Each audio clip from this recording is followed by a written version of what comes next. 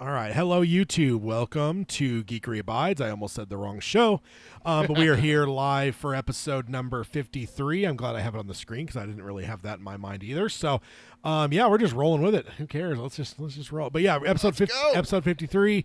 Main topic. We're talking Captain America. I have the wrong thing. I'm spoiling things for the next time. So no, not again. Goddamn. Screen every time annoys me. So we are on episode 53 of Geekery Abides. Hey, all right. Where we are talking Captain America. I almost said the Winter Soldier, but A Brave New World. Although, hey, the Winter Soldier might be a good conversation to have at some point. Absolutely, it would be. Still widely regarded as maybe one of the best MCU movies. Spoiler alert. I had the decision to do our next episode, and I realized we need to narrow our focus down a little bit sometimes and just talk about one thing instead of a series or larger things. Yeah, the MCU or the Terminator like, franchise. Yeah, because we've hit some 10,000 foot. I mean, we haven't even started the podcast yet, but we've hit some 10,000 foot view things. But like for instance, like Scream.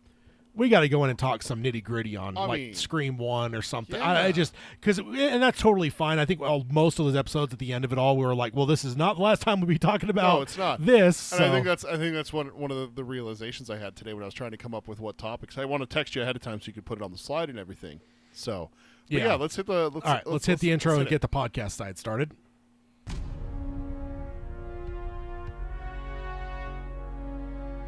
He who is ashamed of his geekery has forgotten the face of Stan Lee.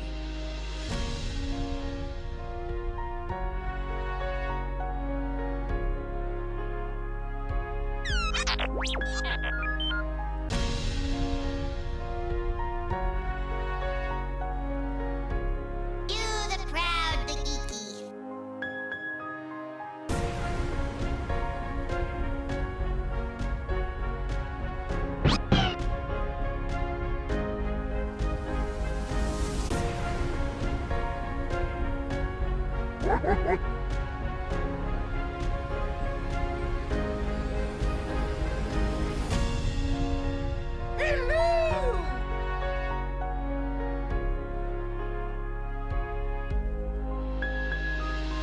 This is the podcast, Geekery Abides. Hello and welcome to Geekery Abides, episode 53.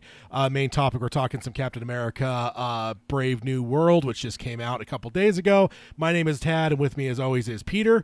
And yeah, we're here to talk all things geeky. Everything except Stephen King. That's the one we avoid. That's the rule because the other show. So, welcome.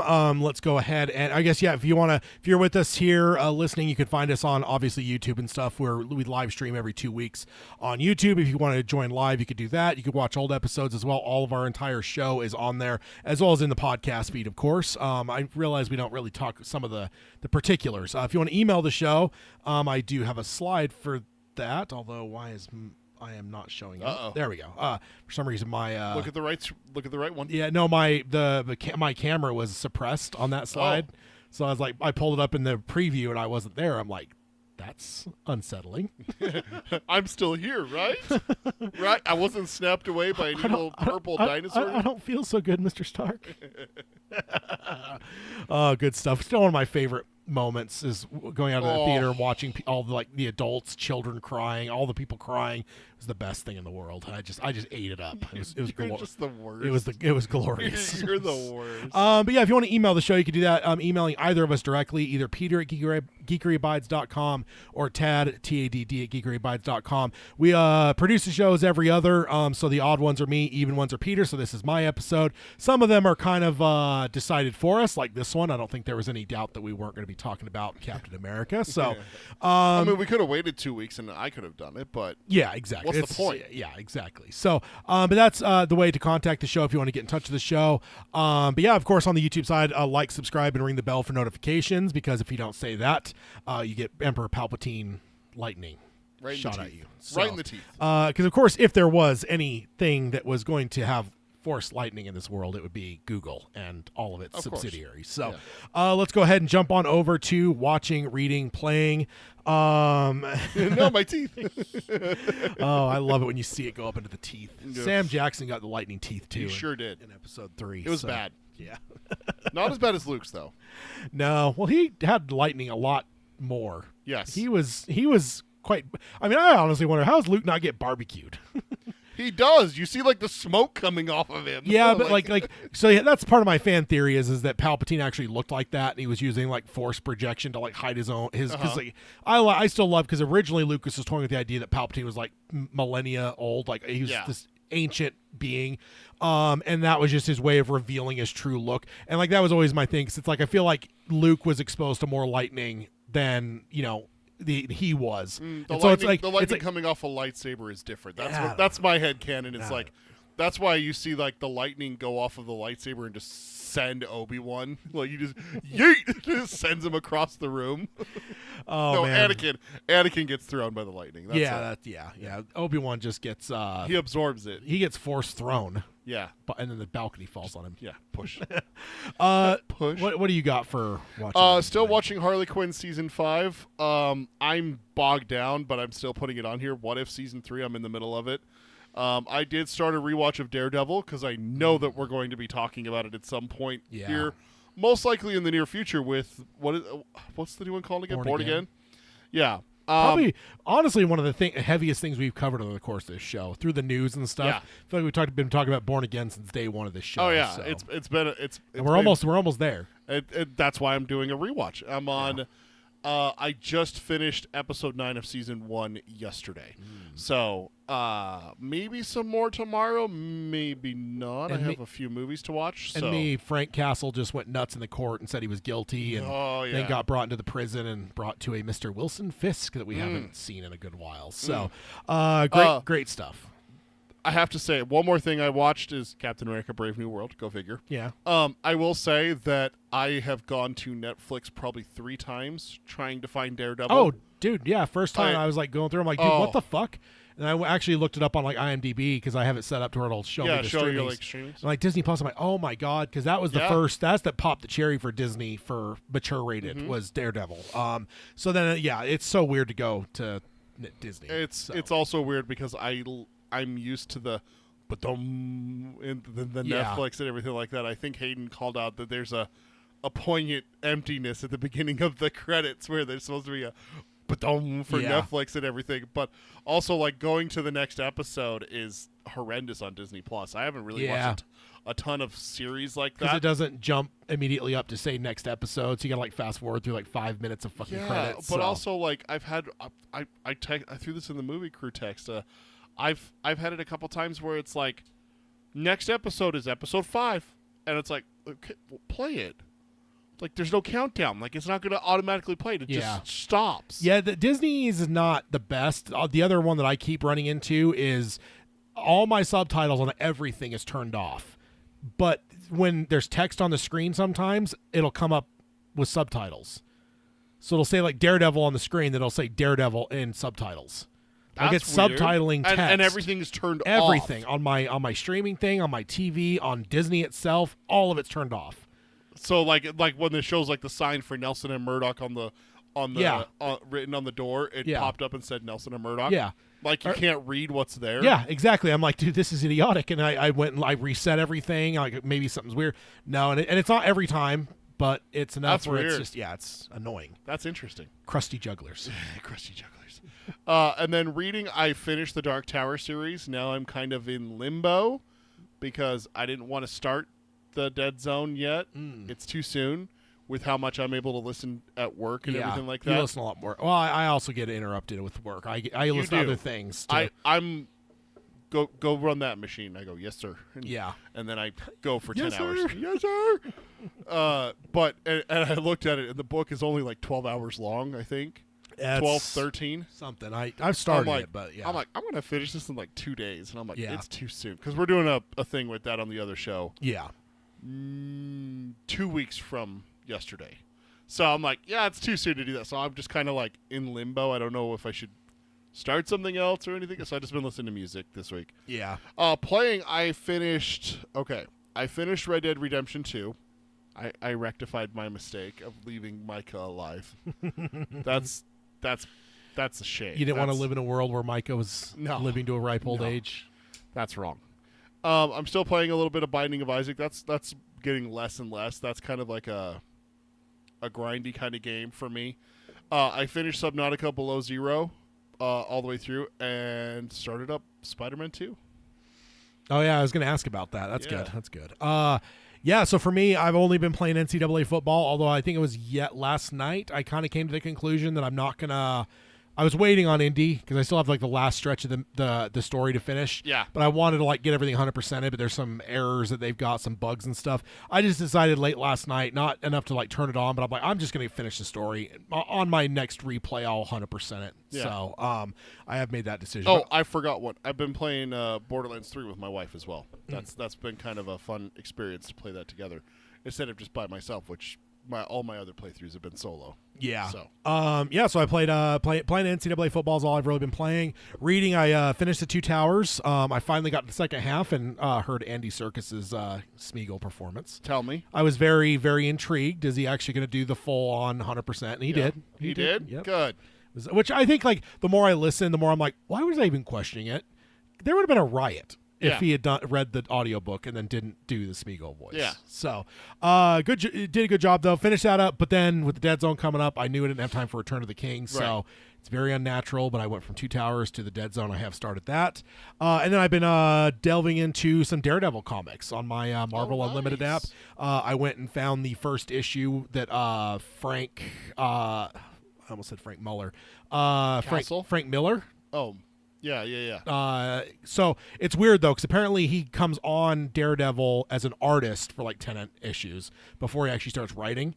And then you get into the like, Daredevil was a very D-level tier, whatever. But then after Frank started doing his shit there, it actually became like one of the highest selling comics across the board, which is why I got the Batman job and stuff. Yeah. But I want to go through and read all that.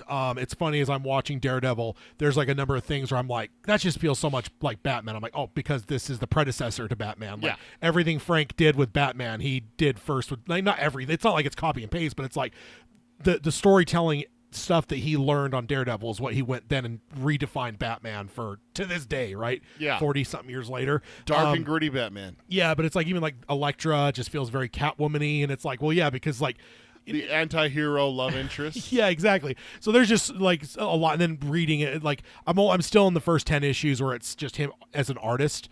But I decided to read some of that, so that's what I'm reading, and then watching Severance live, watching Daredevil. I'm most of the way through season 2 now, and then I went and saw The Brutalist, one of the best pictures. I think I'm up to 6 of the 10 best picture movies I've seen now. Nice. The Brutalist was interesting. It's I went and looked it up. It was 3 hours and 35 minutes. Good Lord. And I was like, my God. And Lord so of the Rings level. and I'm like in the theaters at a certain point, my giant beverage is gone, and I'm like, I'm going to have to start making some decisions here. Yeah. when am I going to be able to just run out and take a piss real quick? And right as I was thinking about that, a thing came up as an intermission. Oh, they did an intermission. And then a 15-minute countdown came up on the screen, and I Wow. was like, okay, so it's actually a 3 hour and 20-minute movie, but then the 15-minute intermission. I mean, there's Yeah. credits too, so but great movie. It never really felt long, like except for my bladder. That was the only reason that I was even like. Otherwise, like the movie was pretty gripping and great. I also went and saw Companion. How was that? It was good. I enjoyed it. Yeah? Good sex robot movie. That's Sentient sex robots. so unsettling. Yeah, it was good. I enjoyed it. I also went and saw the same day. I did a double header. Went and saw Love Hurts as well.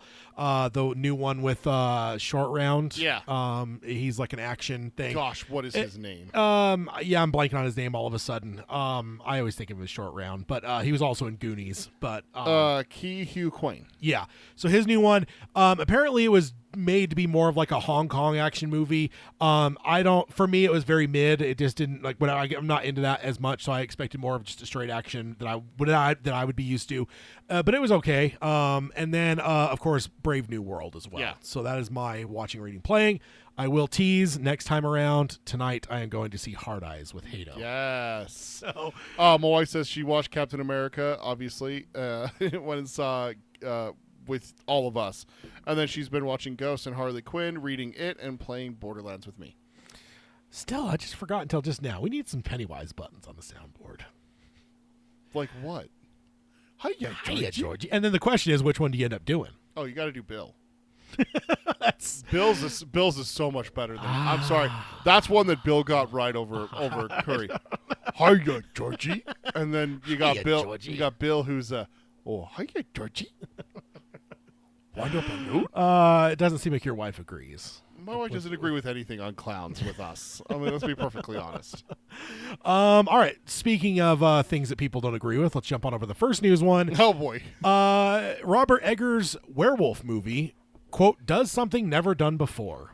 It gets canceled? Movies have been canceled before. So Edgar's go-to cinematographer, Jaron Blasky, said, quote, yeah, we're doing it now. I can't tell you a thing, but it is something that's not been done before that I'm aware of.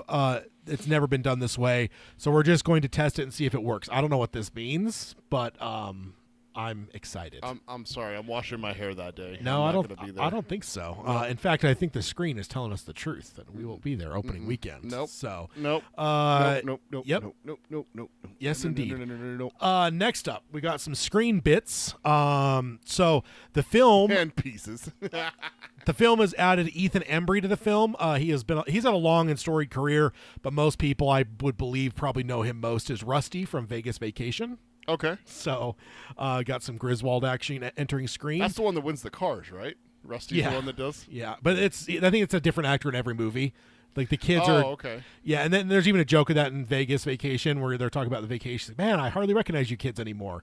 It's like, it's kind of tongue in cheek because it literally was a different actor for the kids in every single movie. So okay. I believe. I don't think there's any carryover. So because one of them is the guy from Big Bang Theory was one of the kids. The first. No, he's in Christmas Vacation. Oh. He's Rusty in Christmas Vacation. Which one from Big Bang? There's 4. The main one. Sheldon? No, the main one. Leonard. Yeah. Oh, okay. Yeah, he's the son in. Is he really? Yeah, in Christmas Vacation, Oh my God, I think. that's so, crazy. And then next up for Scream, we got Mason Gooding, who plays Chad Meeks Martin. He is one that has been brutalized in the last 2 movies, but he keeps surviving, which is good. Unlike his half cousin Randy that was brutally murdered in the second one. Yeah. R.I.P. We all miss Randy. We do. He's our spirit animal. I speak as all horror fans. So he's been in the newer films. He was on a podcast recently, and he said, quote, "This is the most brutal ghost face I think there's ever been from an anatomically logistical standpoint. Good Lord. There's a lot of blood and viscera. That is a fun word. Ooh. Visceral is one thing. Where's Hayden where we need him? Exactly. And I feel like with Kevin Williams directing, fans have a lot to look forward to with what we're going to do with these characters. So All right. I can't necessarily say as a longtime Scream fan that I look back at past Ghostface and think they weren't brutal enough. So being potentially the most brutal we've ever seen could be saying quite a lot. That's In okay, fact, that's tall. That's a tall order. in Let's fact, see it. the first kill we ever saw from a Ghostface was guts being splattered out. I mean, stabbed in the heart too. Well, before, I mean, the boyfriend, like, Oh, that's guts him, and right, like you see the yeah. guts coming. I remember even like '96 when I saw that, I was like, "Whoa, they showed that," because like you see a lot of blood and like Yeah. whatever, like actual like guts, like that's not normal. Yeah. Until then, like horror There movies was have changed a lot. There But was a movie that showed that. I mean, zombie movies don't count. You Yeah. always have like the chest rip, like Yeah. that's classic. I will Tom say the Savini. first time I ever see a zombie rip someone open, and I saw them like pull the intestines out and started like slurping on them, I'm just like, well, okay then, that's someone's intestines. Yeah. Like And- all right. And me, I'm like, I should go get some spaghetti. I suddenly crave pasta. Red pasta specifically. Next up, we've got. Let's jump on over to some Odyssey bits. So Odyssey. This is Nolan's. Nolan's. thank Nolan's you. next film. I was stuck on the guy who did Gladiator. Oh, And Ridley I Scott. Yeah, Ridley Scott. I couldn't remember his name, so I was like, Yeah. wait, it's one of them. So we have added 2 or 3 people. 2 of them are not long time. They're Nolan veterans, and then we Yeah. got a newcomer. The newcomer I'm very excited about. So the first one, Elliot Page, and re-entering the Nolan verse, first time since Inception, I believe. Yeah. And then Himesh Patel, which was one of the people in Tenet. So those 2 have both re-entered Nolan's worlds. But also the new one, and this was announced I think yesterday, Mia Goth, Scream Queen and Goddess Ooh. is entering the Odyssey. So I'm very excited about that. She has been doing some absolutely incredible shit in horror, so can't wait to see her play up some Christopher Nolan stuff. So next up, we've got Robert Downey Jr. Well, for one, this is a two-parter. For one, apparently the next film after the Odyssey is already kind of in development, and apparently Robert Downey Jr. might be the star of said movie. Okay. Because again, we talked about it. The Marvel commitments are stopping Robert Downey from being in the Odyssey. It sounded like he wanted to. Nolan wanted him, but he's basically all of the next year and a half. Yeah. He's filming Marvel stuff, so there's just no way it's going to work. But it sounds like Nolan has already tabbed him after helping Mr. Downey Jr. win an Oscar in Oppenheimer. It sounds like he might be playing the lead in the next movie.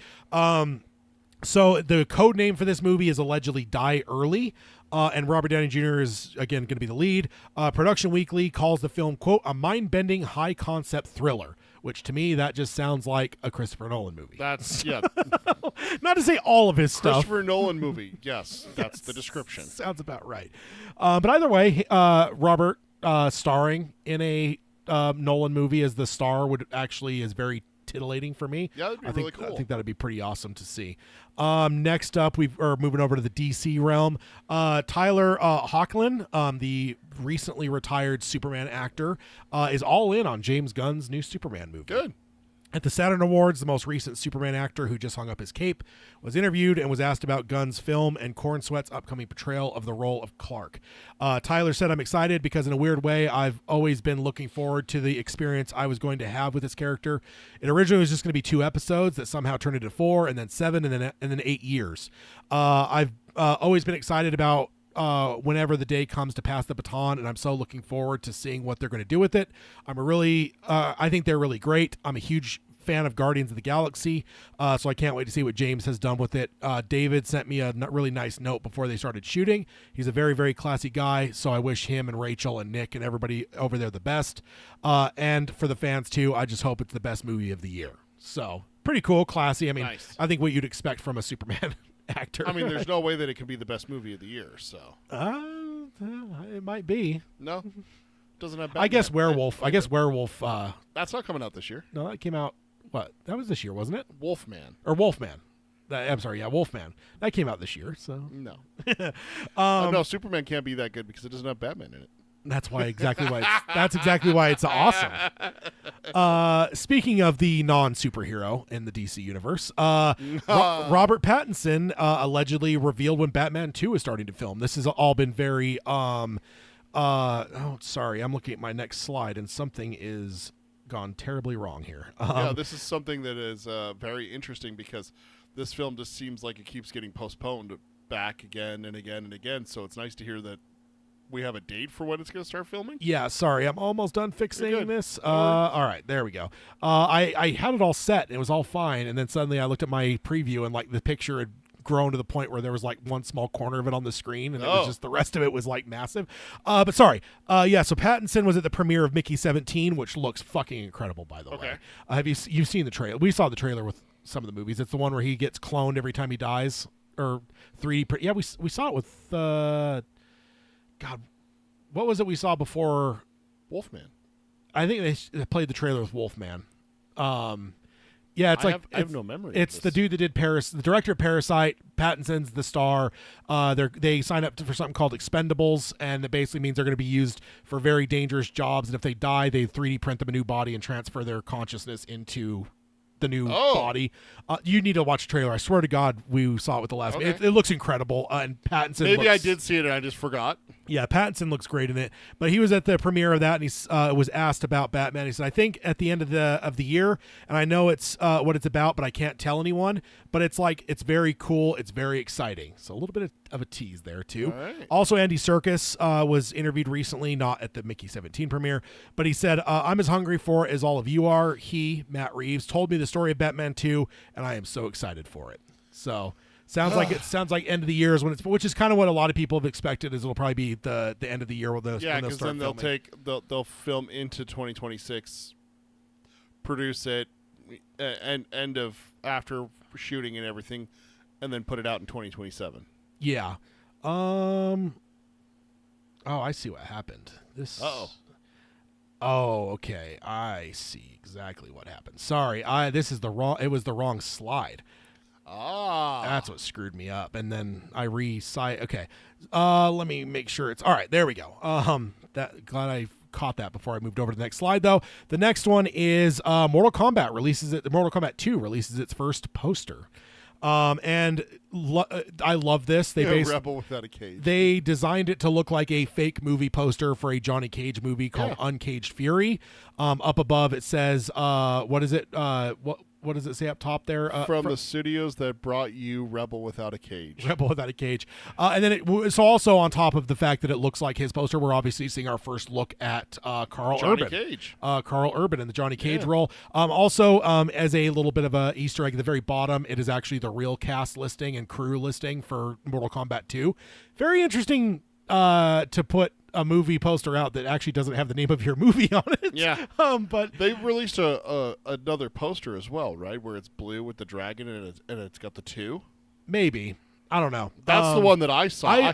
I saw you post this one, which is cool because I've always loved Johnny Cage. Yeah. And Carl Urban's a classy guy. Yeah, so. The only reason I'm like unsure is because there's so many fan posters out there, and that's exactly the kind of stuff a fan poster would do. So if that's official, I may have missed that. I do know. I think I've seen it. I just think I overlooked it quickly, thinking it was just a fan made poster. So because if you're Mortal Kombat, just throw the dragon logo on there and a 2, and you can say, oh, "Look, this is the poster's going to be." It's a fan one. It is okay. That's what I kind of wondered. I'm looking at Game Rant, and they're saying like, no, the official poster is for a different movie. Yeah. So next up, we've got Goonies is officially getting a sequel. Yeah. So this is one that's been rumored for almost 40 years now. So Old Henry director Patsy Poncaleri is writing it. Steven Spielberg is producing. The original Goonies writer Chris Columbus is also a producer on. Hey, all right. So, you want to know how I know about this? I saw a reel where a Gen Xer was ranting and raving that they better not fuck this up. He was about to lose his shit. He's like, I swear to God, if they make a sequel to Goonies and they fuck this up, I am going to be so pissed. Yeah. Indeed, that's definitely one that people feel very strongly about. Let's jump on over to the next one, which is the new Ray screenwriter for the new Ray Star Wars movie talks about George Lucas. It's some pretty good quotes here. And I thought I took his name down, but apparently I missed it. His name's George something, but I think I forgot to take What is it? The screenwriter for the new Ray movie, the next Star Wars movie, well, not next, but one of the developing Star Wars movies. He said, if you think about George Lucas, the 6 movies that he did in the universe that he created, it's actually very steeped in the broad notion of politics. It's not talking about today per se, but there's the empire's Nazi-ish / Roman Empire vibes, the democracy of the Roman Empire collapsing and becoming an empire, and the perennial story of human beings organizing themselves and against chaos, and then the tools that George Nolfi. Yeah, and then the tools that help human societies tamp down on chaos becomes oppression. And then he says, so that's really the core of what I think George Lucas was trying to talk about.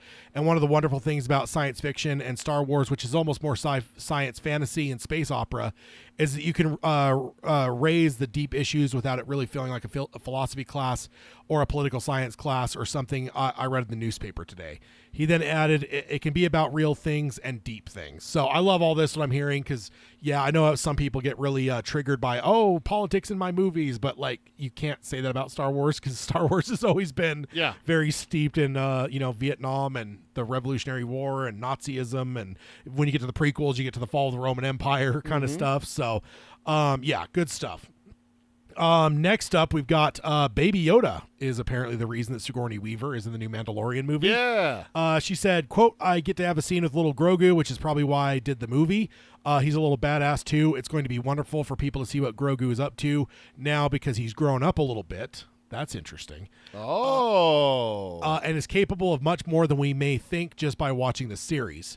She goes on to say, I play a wonderful character who is, in the position of authority, and I have to send the Mandalorian out on a mission in the Outer Rim where all the bad stuff happens. That's a pretty good recap on the Outer Rim, actually. Yeah. And then she was also started talking about being involved in another franchise because she's obviously been in a number of franchises. Quite a few. Aliens is her franchise. She's in the Ghostbusters series. That's the one I was going to say. Yeah. So she says, I admire Star Wars, but I don't sit around wishing I was in another franchise because I've been so lucky to be in some wonderful ones. But at the time when I was offered it, I was delighted. I'm a great fan of Jon Favreau, and I was already a great fan of The Mandalorian. So apparently she's been a fan of the show, too. Nice. I cannot wait for this queen to join the Star Wars universe. Right. Because let's see, we got Michael Biehn, but we still don't have Linda Hamilton in there. That's the other queen we need to add into Star Wars. Because back in the day, for me, I grew up. I was like, Jamie Lee Curtis. Jamie Lee Curtis being another, Gotta because get that's our- like the gotta get our Scream Queen. yeah, that's the Mount Rushmore of the ones I loved growing up. It was Ripley, Sarah Connor, Princess Leia, and then Laurie Strode. Those are the four. Yeah, so adding another one, now we've got half. So now we just gotta get the other two. Gotta collect them all. Next up, what? You're so close to saying the Pokemon theme, like catchphrase. Got to catch them all. Well, yeah, that's what I was slightly referring to. I couldn't tell you. I just know that you don't like Pokemon that much, so Yeah. it's just funny. Although I do love the idea of capturing these creatures and making them fight to the death. They don't fight to the death. They get knocked down, and then you go revive them. They don't die. No, it's not how I remember it. No one tell them about Cubone. Next up, oops, I clicked the wrong thing. There we go. You probably know about this already, but apparently a Buffy sequel is in development at Hulu. Dude, okay, so I had an internal debate with myself. Do I tell Tad? Do I not tell Tad? Do I see if he brings it up? Do I see if he doesn't bring it up? Also, you know how I feel about I it, have a- so I I have- appreciate you bringing it up. for also, me. I usually like 1-2 punches for news that will like destroy you. But this, I have two that might excite you. So this is the first one. Oh, excellent. I assume you already knew about it. I the did hear about this. So the potential series is nearing a pilot order, and Variety is saying that Sarah Michelle Gellar is in final talks to reprise the role. Mm-hmm. I assume that without her, it doesn't happen. So, yeah, I figured you'd be quite excited. So I read an article about this. I don't remember where. I probably should have grabbed it. But one of the things that I did hear is that Sarah Michelle Gellar has been against this for years. They've wanted to bring Buffy back for years, and she's always just been like, no. And it hasn't happened without her. So that goes to your point where it's without her, it's not going to happen. Yeah. And then her agent called her and said, hey, Chloe Zhao wants to talk to you. And she's like, oh, my God. That's she just won an Academy Award for directing, what's it called, Nomadland? Oh, yeah. Best Director, right? So she was supposed to just go have like a half-hour meeting with Chloe. And it turned into a 4-hour meeting. And now since then they have met together like a lot. Yeah. And now we have a green light for a pilot with Yeah. Hulu. It's like, Yeah. I got a really good feeling this is gonna fucking happen, man. I got a feeling this is gonna fucking happen. And one of the things that they've taken away from what Sarah Michelle Gellar has said is that she wants it to move past her as Buffy. So Yeah. it looks like it's gonna be a mentor, Yeah. Luke and Ray kind of pass Yeah. the torch kind of thing. Yeah. I'm all for it. That makes there's sense. no reason this show went off the air when we were in high school. There's no reason that we haven't had anything added to this universe. Yeah. It's so big, and the way that they left it, they left the door open for more stuff, and there's been nothing. Yeah. And it's not like Blade's getting off the ground anytime soon, so some of those vampires need to be destroyed. Yeah, they gotta have someone take their heads off. Yeah, so I figured you'd be all excited about that. I am. This next one, I don't know if you've heard about. You may have already, but I figured it equally might tickle your fancy. Okay. A rumor-ish that John Lithgow is in talks to play Dumbledore in the Harry Potter series. Wait, he's English? And this is not finalized yet, but Deadline is saying he's in final negotiations to take the role. There's been a number of rumors of actors for this, but this is the most solid one so far, and I know you're a huge John Lithgow fan. I fucking love John Lithgow. He's American though. Yeah. The Harry Potter movies had a very strict rule that no Americans were allowed to play British. I don't think anyone cares what that author thinks anymore. Oh, fuck yes. So, yeah, I figured, Mr. I almost called him the Big Giant Head. That's wrong. That's William Shatner. He That was is, Dick the Solomon. High Commander. High Commander. Yeah, there we go. Yeah, but I knew you're a big fan of him. So I love Lithgow. and I think he would fit that role. Not that I know anything about. I've seen pictures, so I kind of know, and I assume he's kind of the Obi-Wan-ish type episode 4 Obi-Wan-ish, like sage teacher, like, and John Lithgow, I feel like he could fit right into that. Absolutely, he could. Yeah. Also, I know I never got to the part of Dexter with him in it, but I have heard from everyone, including the internet, that he was the best part of that series. Oh yeah, absolutely. So, in fact, I always tell people at the end of that series, it kind of ends on a cliffhanger, but I tell people just end it there. Don't watch any further. Where Lithgow is done. Yeah, like I think I can't remember if it's the 3rd or 4th season, but the end of the Lithgow season, it's kind of shitty because like it resolves his storyline. Yeah. But there's something in the larger Dexter storyline that's huge. It's a cliffhanger at the end of that season. But I always tell people don't fall for the bait. Like the rest of the show is fucking trash in my opinion. But that season and like even the earlier seasons are fun. But I think through that, I always think it was 3, but I want to say maybe it was 4. But it was 4 seasons, and then they did another 2. Yeah. Or 3 or 4. And now they got revivals. And now they got the revival coming out. Which I didn't cover it here, but also Peter Dinklage just got tagged as the villain in the new Dexter Redemption or Resurrection or something. Dexter something. It does start with an R. Yeah, because they have the new one there. They're doing like the young Sheldon thing where they're doing like young Dexter, and it's got Original Sin. They've got Miss Michael whatever Hall is like, so it's like a thing where they've got the old Dexter and young Dexter, but they're doing a new show I think that takes place after it all, and that's the one that. So right now they're doing it's Dexter Original Sin. That's the one where it's the young Dexter and old Dexter. Yeah. Next up, let's go ahead and hype this up a little bit because it sounds like Ted Lasso again might be coming back. Dude, I swear to God. So Keeley actor Juno Temple told EW, I've heard the kind of stunt version of, potentially it sounds like there might be a 4th season. I don't know when. I don't know exactly who, what, why, where, but I think it sounds like those cogs are turning. She was asked, because there's been long rumors that they might potentially do a Keeley spinoff, and she was asked about those rumors, and she said I'm there for it. She said the idea of a spinoff with Ted Lasso is a complicated one for me because it feels so much like a team that I don't know if I'd really want to do a spinoff.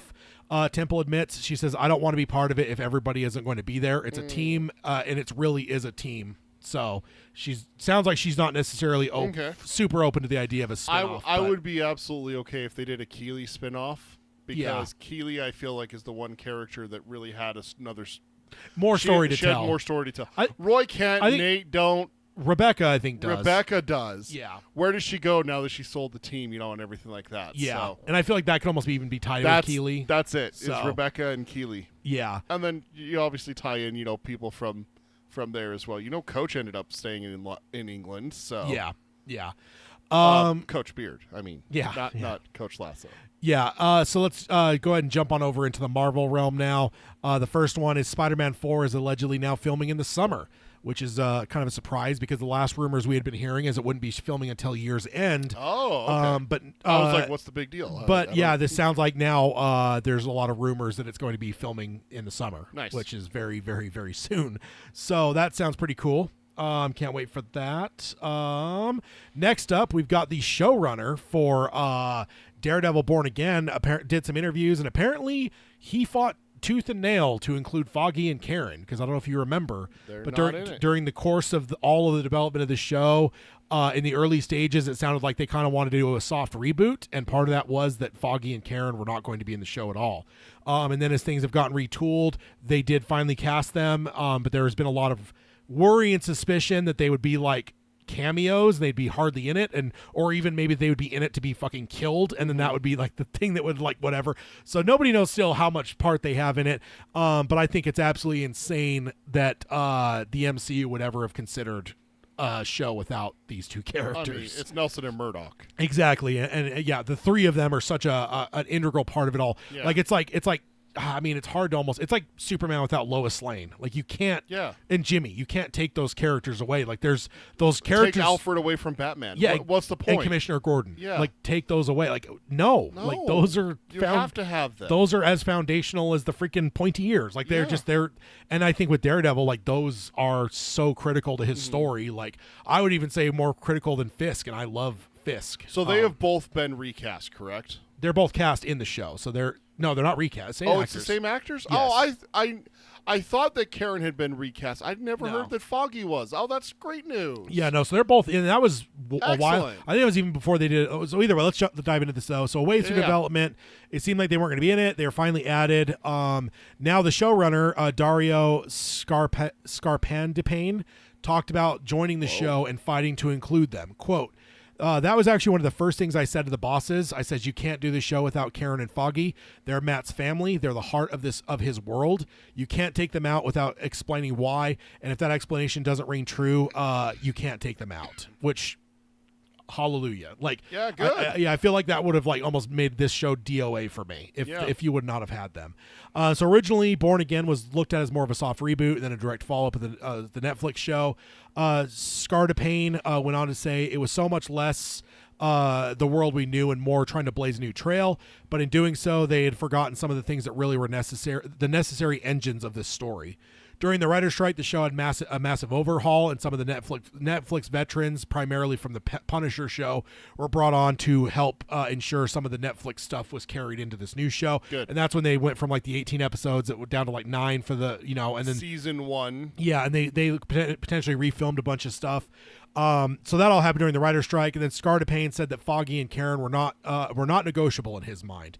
Quote, I was willing to lose my job over this one because season 3 of Netflix show ends with a dream with the names on that napkin. If you don't pay that off, then you're not giving your characters the context. You can't ignore that dream, which the end of it was the Nelson, Murdoch, and Paige. Yeah. Was like so. Yeah, totally agree with them. And honestly, that's always been a slight thing in my back of my mind where I'm like, how are they even talking about this show at any point without those two characters? I mean, you left it right there where season 4 was supposed to pick up with the 3 of them forming Nelson, Murdoch, and Paige. Yeah. And you're going to skip ahead X amount of years and just not address that. Like, how?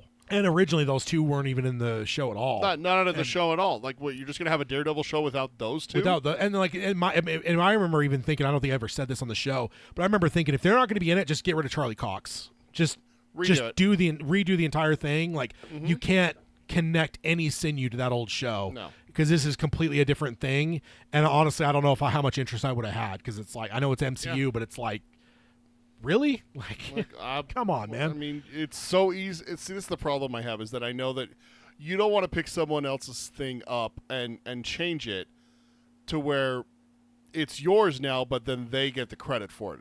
Because that's what I feel like maybe that's the ego thing that Disney has, is that, oh, these Netflix shows were made on Netflix. They're not good enough for us. They need to be our stuff. Yeah. And it's like... But I don't think anything Disney's done even touches anything close to what Daredevil did. Show-wise? Show-wise, yeah. There's been some good shows on Disney. For MCU or all Disney? Because I would argue... MCU. You can't compare apples. Okay, because I was going to argue The Mandalorian, I think, blows all the Netflix shows out of it. Dude, no, not Daredevil. Daredevil is one of the best shows of the last 15 years, man. I have a problem saying that anyone beats Baby Yoda. So yeah. I mean, Matt will use his stick and just fucking just punch him. pulverize him. Yeah. Yeah, Baby Yoda won't see it coming. I'm not talking about it in a one-on-one fight. I'm just talking about in pure like enjoyment and story and everything. And I'm in the midst of a rewatch, so I think like I maybe wouldn't have been as ardent as I am right now, because I'm revisiting it and realizing like how good this fucking show is. Like, and like it's wild because it's kind of like the MCU. I've talked about it before, where it's like you kind of take for granted how good the MCU is until you go back and watch one of those early 2000s Fox or Sony movies, and you realize like even the ones that we thought were fucking the best for the longest time, X-Men 2 was the best comic book movie that existed. Like it's everything. That was the measuring stick you put everything against.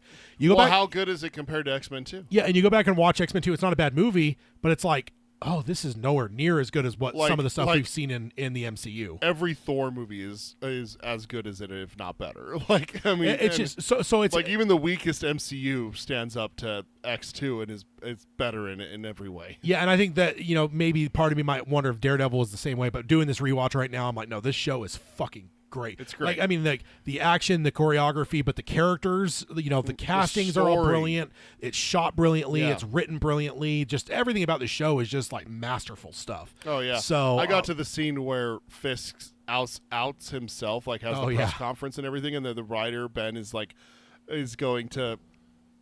he's writing, like we must pull him into the light and everything like that. And I'm just like, dude, what a fucking masterclass of a scene, because that's not something you ever expect, is for the bad guy to be smart. Yeah. They're always dumb, Yeah, exactly. And dude, Vincent D'Onofrio as Kingpin, I mean, come on. So next up, this is going to be a fun one. So Vision Okay. the show, Vision, has added a cast regular. I'm going to put it up here with a picture. Okay. So this guy's name is Ruridin Malika, and he's known for, he's done a lot of stuff as a kid, but HBO's The Franchise is one of his more recent things. He has been cast as Tucker. Okay. Now, this is Tommy. Yeah. There's no fucking way. Yeah. This is not Tommy. I mean, look at him. You telling me that's not Tommy? That's not a speech. Tucker, my fucking wearing ass. a Nike jacket and everything. Yeah, Billy, my ass, just like fucking. You may no, I mean honestly, I don't know how much you tricked me in Agatha. Not at all. You just, knew from the first time we saw him. Yeah, but same. I mean, here, Tucker, go to hell, go to hell. Tad's actually kind of offended. They're insulting Tad's intelligence with this one. Yeah, this is Speed, and the fact they're calling him a regular, like, come on. So that's really exciting though. Like now we got our other half of the I almost said the Olsen twins. I mean, basically, I'm calling them that from now on. Wanda's kids are the Olsen twins. What's the line from Falcon Winter Soldier? You're not wrong. You're out of line, but you're not. He's not wrong, but he's out of line or something. Whatever. I always forget the wording of how he says that. I gotta look it up now. I'll find it. Keep going. But that's basically it with the Olsen twins. There, you're not wrong, but come on, man. But yeah, no, this is just the reason I put the picture up is because I'm like, there's almost no way for me to adequately describe that. Like, okay, I think he's actually like 23. He's out of line, but he's right. Yeah, so he's actually like 23, which I think is not far from where the actor that plays Billy is. Billy was 21. The actor? The character. The character. The character's only like 16. Is he really? Okay. Yeah, but he looks young for his age, so and that's the way Hollywood works. And that's why I wanted to put the picture up, because I don't think my words could have conveyed the fact that, okay, he might be a 23-year-old actor, but he could easily pull off a 16, 17-year-old kid. Pull off a high schooler. So that's why I want to put the picture up, because my ass, Tucker, you're not you're not tricking me again. You're not doing it. They didn't trick you with Agatha. What are you talking about? Yeah, they did not ever they try to hide it. Now, it wasn't a very good hide, but they were trying to hide it up until the fucking reveal, which is what, 5-6 episodes in, whatever it was. They were trying to get I don't know. But yeah. Do you want to hear something stupid? What? I was looking up the actor that played Billy, just curious, and everything like that. On the top cast on Agatha all along, it still has him listed as teen ... Teen, that's what it was. Yeah, it's like, because it wasn't even Billy. Yeah, it was teen. Yeah, they have him listed as teen ... When you click on his name and you go to like his actual thing, it says Billy Maximoff. Now, Willie Kaplan, teen. That's good, because IMDb has gotten a lot of shit over the years for some of the spoilers they inadvertently reveal to people. Stuff like where that. It's like, oh, there's 90 episodes of this show. Oh, let me look at this actor. Oh, he's in 30 episodes. Oh, God. I guess he he's must die. I guess he's going to die. And Netflix has been doing a lot to try to, or not Netflix, I'm sorry, IMDb has been trying to do a lot recently to try to, like, cover up spoilers so they don't spoil people that are just trying to look up an actor or something. Oh, my God. He was born in 2003. Who? Billy. Yeah. Yeah. I was a junior in high school when he was born. Oh, yeah, man, I feel old. I want to say that, or maybe this kid was born in like 99, I think, something like that. So he's a little bit older, but he doesn't necessarily look it. So, yeah, he is 100% Speed. So that's great stuff. Let's go ahead and jump on over to the next one, which is a MCU executive allegedly kind of shuts down the T'Challa recasting rumors that we covered last time. Interesting. But kind of, but not really. Let me get into this. Okay, so he says, so he was asked about the rumors that they've got a number. We covered it last time. There's been 3 or 4 actors they've said might potentially be T'Challa's recasting, and this guy was asked. And I didn't take his name down. I guess I did shitty with my notes this time. But he said the truth is there's no truth to those rumors. Never say never to anything. We haven't really had a lot of creative conversation with Ryan Coogler yet because he's still finishing his film Sinners, which comes out this year. We'll get into it later this year, but everything you read online is not true, if for no other reason than we have not even started working on the next Black Panther yet. So he's kind of denying it.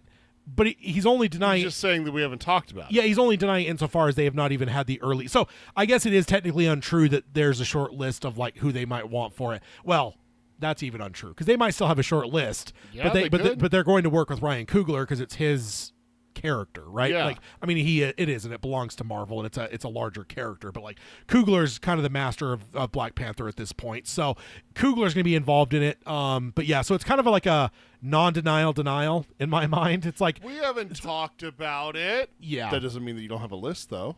yeah, That's the thing that was reported is that there was a list. yeah. But just because you haven't talked to Ryan about it doesn't mean that Disney executives haven't had a Yeah, internal or discussion. Feige or whoever. Yeah, Yeah. So and it wasn't Feige. This is someone else. So Yeah. but yeah, I'll also mention we're getting close to talking about Brave New World, and I guess I'll say spoilers for Brave New World because I'm going to say I saw an interview 2-3 weeks ago from Sebastian Stan where he said almost like Bill Clinton, I did not have sexual relations with him. He said, I am not in Captain America. I am in Thunderbolts.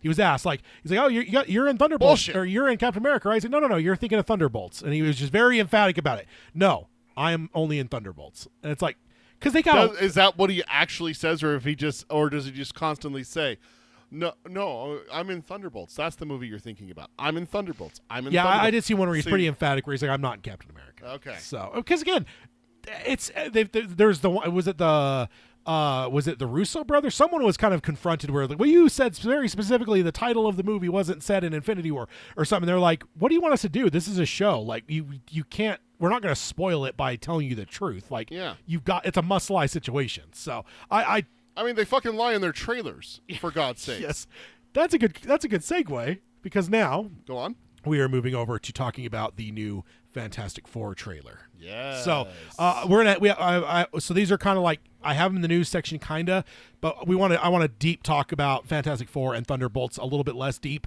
Yeah. The two trailers, we got one on the 4th of February, so F4. So Yep. that's why they put it out there. And then the Thunderbolts came out for the Super Bowl. Super Bowl. So let's go ahead and talk about some Fantastic Four trailer. Yeah. So the first day they had a live stream in the morning, and it was like mission control. You heard like beeping and stuff, and then eventually like they had like a small room with like a group of people cheering and hooting and hollering, and then they had the 4 cast members. They asked them each one question and whatever. But Yeah. at one point they played Giacchino's score, and there was a ticking in it, and someone on Reddit, of course, it's always Reddit, It's always Reddit. isolated it down and found out that it was indeed Morse code, and it spelled out radiation. So Okay. very fitting for what we're Okay. doing here. So there's some sneakery happening here. Yeah. So let me see if I've got. I have some pictures. I want to make sure don't show the wrong ones first. Okay, I don't have the poster, but they also put a poster out. It's just the Fantastic Four logo with the cast names on it. Classic blue, white 4, the 4 cast members' names. So we have a poster now. So the teaser, also I wanted to throw it out there before we dive into it too deeply. The teaser is the most watched non-sequel MCU trailer of all time. It had 202 million views in 24 hours.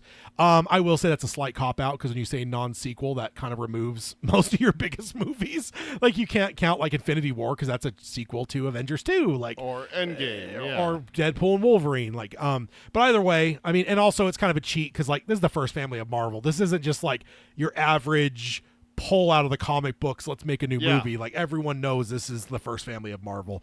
Also got to be a fanboy a little bit and say Superman did better first 24 hours. 250 million for Superman versus You know what half of those views were, right, for Superman? me. No. It was me. No, that was the other half. The other half from you was all the Snyder fans raging over it. trying to find bad hate things. watching. Hate watching, exactly. That's what it was. It always reminds me there was an interview with Howard Stern back in the day. He was like the shock jock back in the day. He's still on the radio apparently, but he was a shock jock really big in the 90s, and they found as he got more controversial, he got more listeners, and they did like studies to figure out like what's going on, and they ended up finding out the people that hated him listened more than people that liked him. Yeah, because they had to pick apart the things that he was saying. And the controversies and stuff. Yeah, so it just turned out a thing where it was like, yeah, funny stuff. All right, so overall thoughts of the trailer. I have a couple like nerdy things to get into, but like just overall thoughts of the trailer. I mean, 90 seconds, I think. It wasn't a long trailer, so. I mean, it looks amazing. I'm not the biggest Fantastic Four fan. I have no extensive knowledge of them. Just the or movies anything like previously, probably, right? I haven't even seen the second set of movies They only made one, didn't they? Or they made two? Two for the first cast, and they did that shitty reboot a couple years Yeah, ago. I never saw that one. That's I watched Silver Surfer on a site. The Rise of the Silver Surfer. Yeah, that I watched it on a special site where I was sailing the high seas, yar, and it was very shitty quality. I couldn't see shit. Oh, okay. You know, so I've never seen Rise of the Silver Surfer. Yeah, essentially. Yeah. But the first one I watched and I liked it. Yeah, it was fine. for that era, right? Yeah. Again, that's what you're talking about with like the Fox era. But after MCU comes out, you go back and watch that, and you're like, oh god, like this is just rough. It's like eating a gym sock. It's just not good. Jessica Alba though. Jessica Alba's great. Let's just say, Teenage Tad really liked Jessica Alba in that movie. You did like Jessica Alba. That's true. Also, that Johnny Storm ended up doing some good stuff down the road. It was all right. You know, I heard he was in Knives Out. He was in one of those spoof movies, Not Another Teen Movie, where he walked out on camera with just whipped cream on his nipples and crotch. So, I mean, that's pretty interesting, you know, for a guy that's in a superhero movie. Yeah, I heard he doesn't do very good with facial hair though. I know it just doesn't work for him. Yeah, I heard he's terrible with a beard. So, what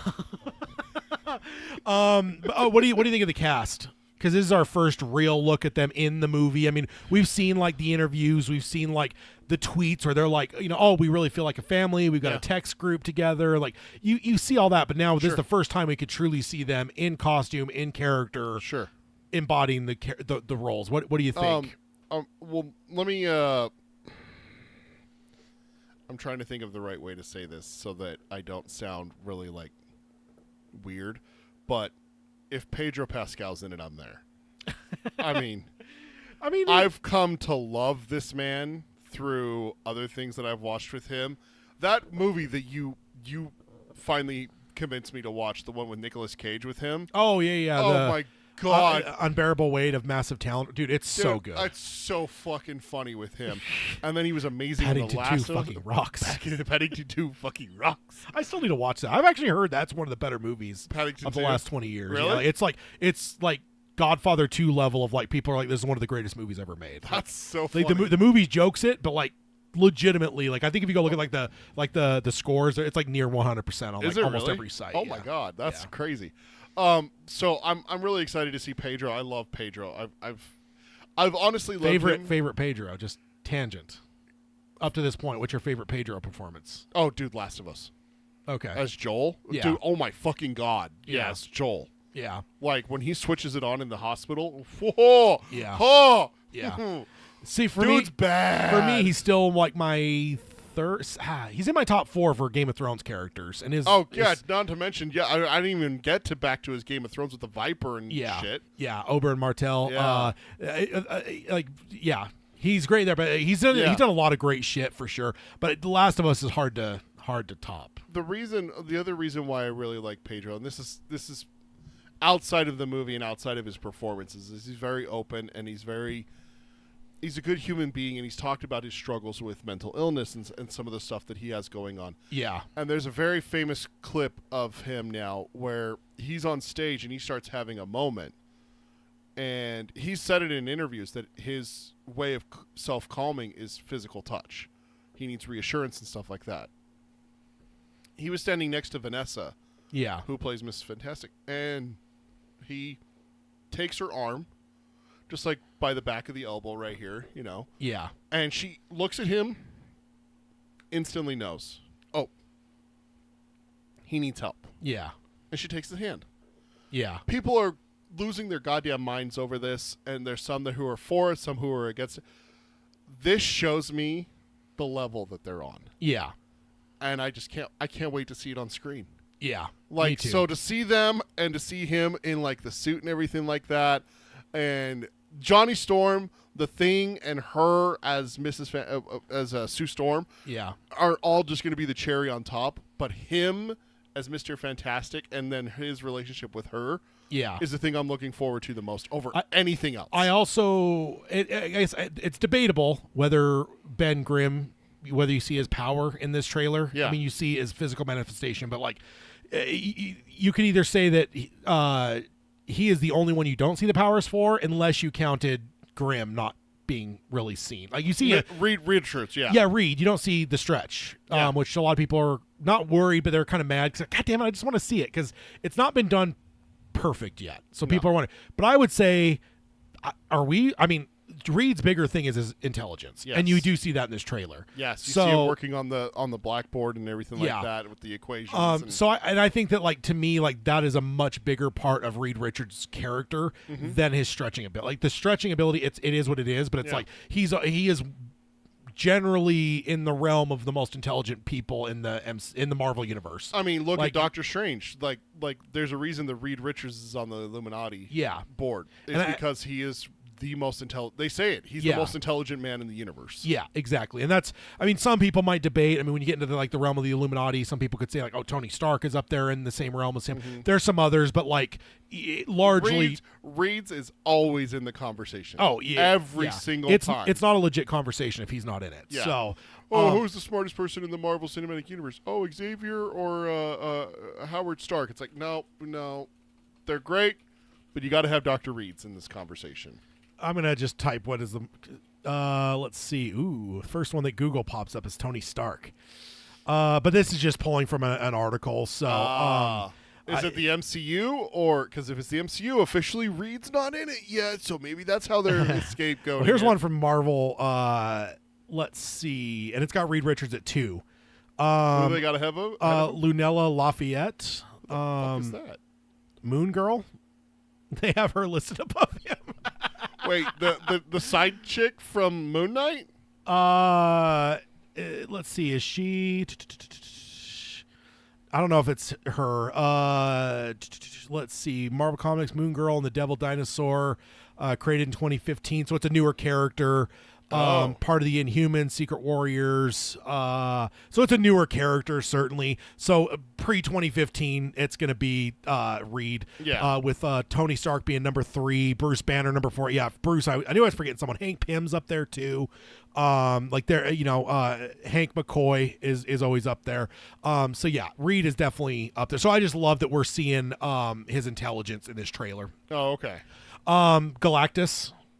Dude, some people are bitching about that last shot because it seems like he's kind of small in comparison to the Statue of Liberty. Apparently, some people do not remember that Galactus can change his size.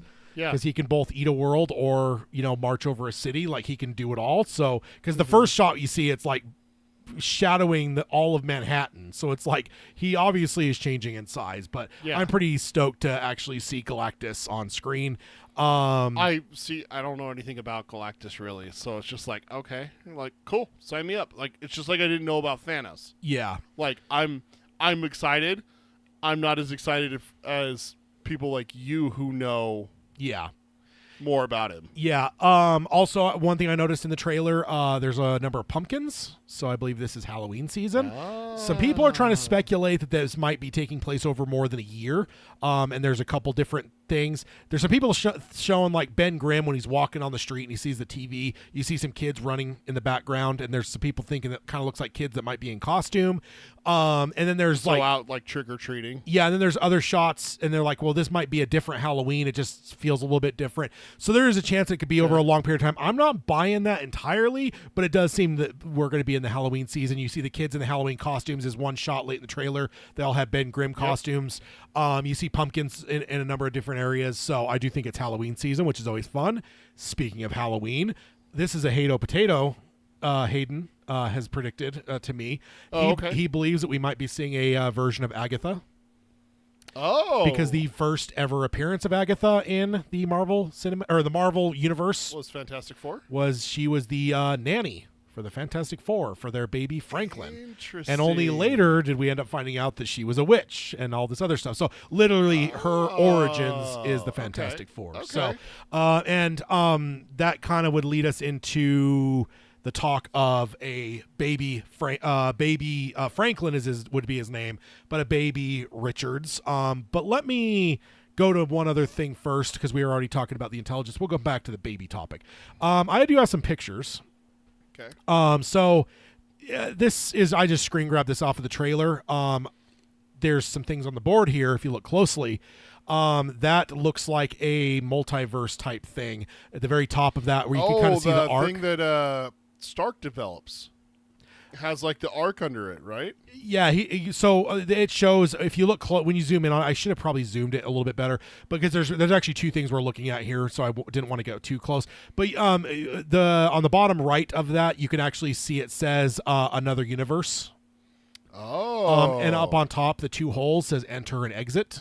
So yeah, seems that Reed is working on some multiverse stuff. Down below it, you see that kind of diamondy looking thing where you've got like squiggly lines and stuff. Let me find my slide again real quick. That is a actual legitimate thing in physics. I've got a real one up here I pulled off of a physics website, where you've got these two diamonds. You got a black hole, a white hole, the event horizons, and on one side you got a universe, on the other side you got a parallel universe. So that is very much what you can see on that board below that wormhole looking thing. So yes, Reed is 100% looking into multiverse travel. All right. So got those two things. Okay, so now getting into some baby talk here. Marvel lies All the time. Marvel deceives us All the time. Some people literally just talked about like 3 examples. We talked about it on the course of the show in the past. The whole I almost said Thanos, Galactus. We'll get there eventually. Thanos, Apocalypse, Galactus.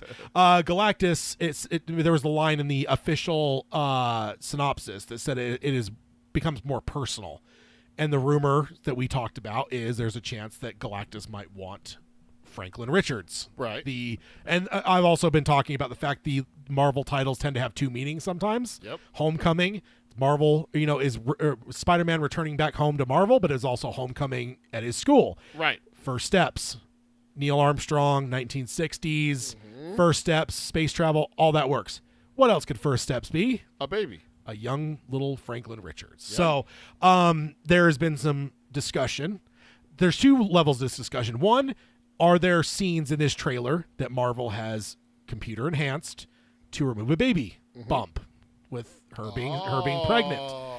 In that very first scene when they've got the guy in their interview and he's like, "Oh, we always meet here Sunday at 7. We're all here." Next time you watch that, watch her. There's one point that she does kind of a lurch that someone might expect from a pregnant woman, perhaps, but she is not pregnant. But if they CG'd her to not appear pregnant when she is actually, there's just something. She's pregnant. There's something in the way that she walks. I got it pulled up here. She's pregnant. Yeah. It's when they're walking around the counter. For anyone audio listening, go to 7 seconds in the trailer. Reed starts to walk out from behind the counter. There's a cake right next to him, and she walks, and she's got a gait. She's got the sway of a belly. As someone who has a belly, I know exactly what you're talking about. That's digitally altered. She's fucking pregnant. You're right. And then the dinner later, I grabbed this because I haven't seen this mentioned anywhere, but I locked on this. That can very well be white wine in that glass, or that might be water. And if she is pregnant, she is going to be drinking water. So I mean, you could have a glass of wine. The doctor says it's okay. Yeah, but still, I feel like generally speaking in movies, white wines aren't used very often. You usually use red wine because it's very clearly wine. Yes, so the fact you that want to this show them what they're drinking. Yeah, so the fact that this, I screen grabbed this because I'm like, nobody's talked about this yet, but that is water. She's pregnant. But that gets into the realm of the speculation that there might be potentially this movie might take course over a course of a year, and there might be 2 Halloweens, because if there's 2 Halloweens, she might be pregnant. And also, I also wonder when they're talking to that reporter and Reed is saying like, hey, we all gather every Sunday at 7, we're all here, all of us, for dinner. Are they maybe justifying a reporter asking something like, how do you feel good about bringing a baby into this superhero lifestyle you've got? And then Reed is kind of laying out, we're still a family. We still have Sunday dinner. We're always here no matter what. Which I also prediction that's going to happen where that doesn't turn out and somebody's not there, right? Something's going to come up and something's going to happen. You can't set up something like that without it falling through at some point. That's a Chekhov's gun, right? Yeah, exactly. But it just makes you wonder, did the reporter ask, how do you feel comfortable with bringing a baby into this? Right. You got dangers coming after you and stuff like Yeah. And then it all feels like there's also some people that are looking at different scenes. She has some loose fitting clothing. That gets into a little bit more like National Enquirer to me, where it's like, is that a baby bump potentially? I will say 2 things. There are a couple scenes. It seems like she's wearing a very loose baggy shirt. Also, there's a number of shots in this trailer you will notice where she is framed bust high. Yes. You're not seeing her. Well, the picture you have up on the screen is of that. Yes, and it's not every shot. There's some shots you see full body shots of her, but there is a number of shots when you start to pay attention to it that are her from like the what is the I just blanked on the name of the solarplex up. Like it feels like there's a lot. She's in. I just skipped to a random spot in the trailer. Excuse me. Her and Reeds are in bed. And it's shot from above. Yep. The one where they're in space and she's like coming in and out of transparency. Which also some people in that scene are saying the sparks might be a Doctor Strange or portal ring. Uh-oh. There's some sparks flying there that may have people wondering. I don't know if I'm gonna go that far, but also I will mention in that scene though, when they're in space, we know there's gonna be multiple space travels because the first one they're in, it's just like these old spacesuit looking things. But that one where she's flashing invisible and they're in the spaceship, the shot before that, you see the Fantastic Four logo on the spacesuits. Mm-hmm. So they're gonna be having multiple space travels. Okay. During the course of the movie. Also, when Johnny flames on, if you look closely behind him, you see Sue and Reed walking back inside, and she is slightly hobbling, and Reed is supporting her from behind. Oh, yeah. So that feels very pregnant. Oh, right there. That feels very... And then Grimm, right at the very end, you see him kind of turn in while Johnny goes towards... And also, if you go look at the shot at the very beginning when you got all that fire coming from the sky, it's the exact same shot. We're just seeing different parts of that same scene. They're all wearing the same costume. Ben has the button-down shirt and tie. They're all wearing the exact same thing. So when you see all that fire shit coming down, I'm kind of wondering if that's when Galactus is like, hey, give me your kid. She and Reed go in. Johnny goes, fuck you, flames on, and goes to attack. Because that's what Johnny does. So that is what Johnny does. So yeah, that's some of the... Oh yeah, I guess I had a picture of that too. I forgot about that. So I do believe she is 100% pregnant. I wonder if we're going to see her give birth we're going to have the baby somewhere in this movie, which leads into I wonder if that'll be the end of the movie.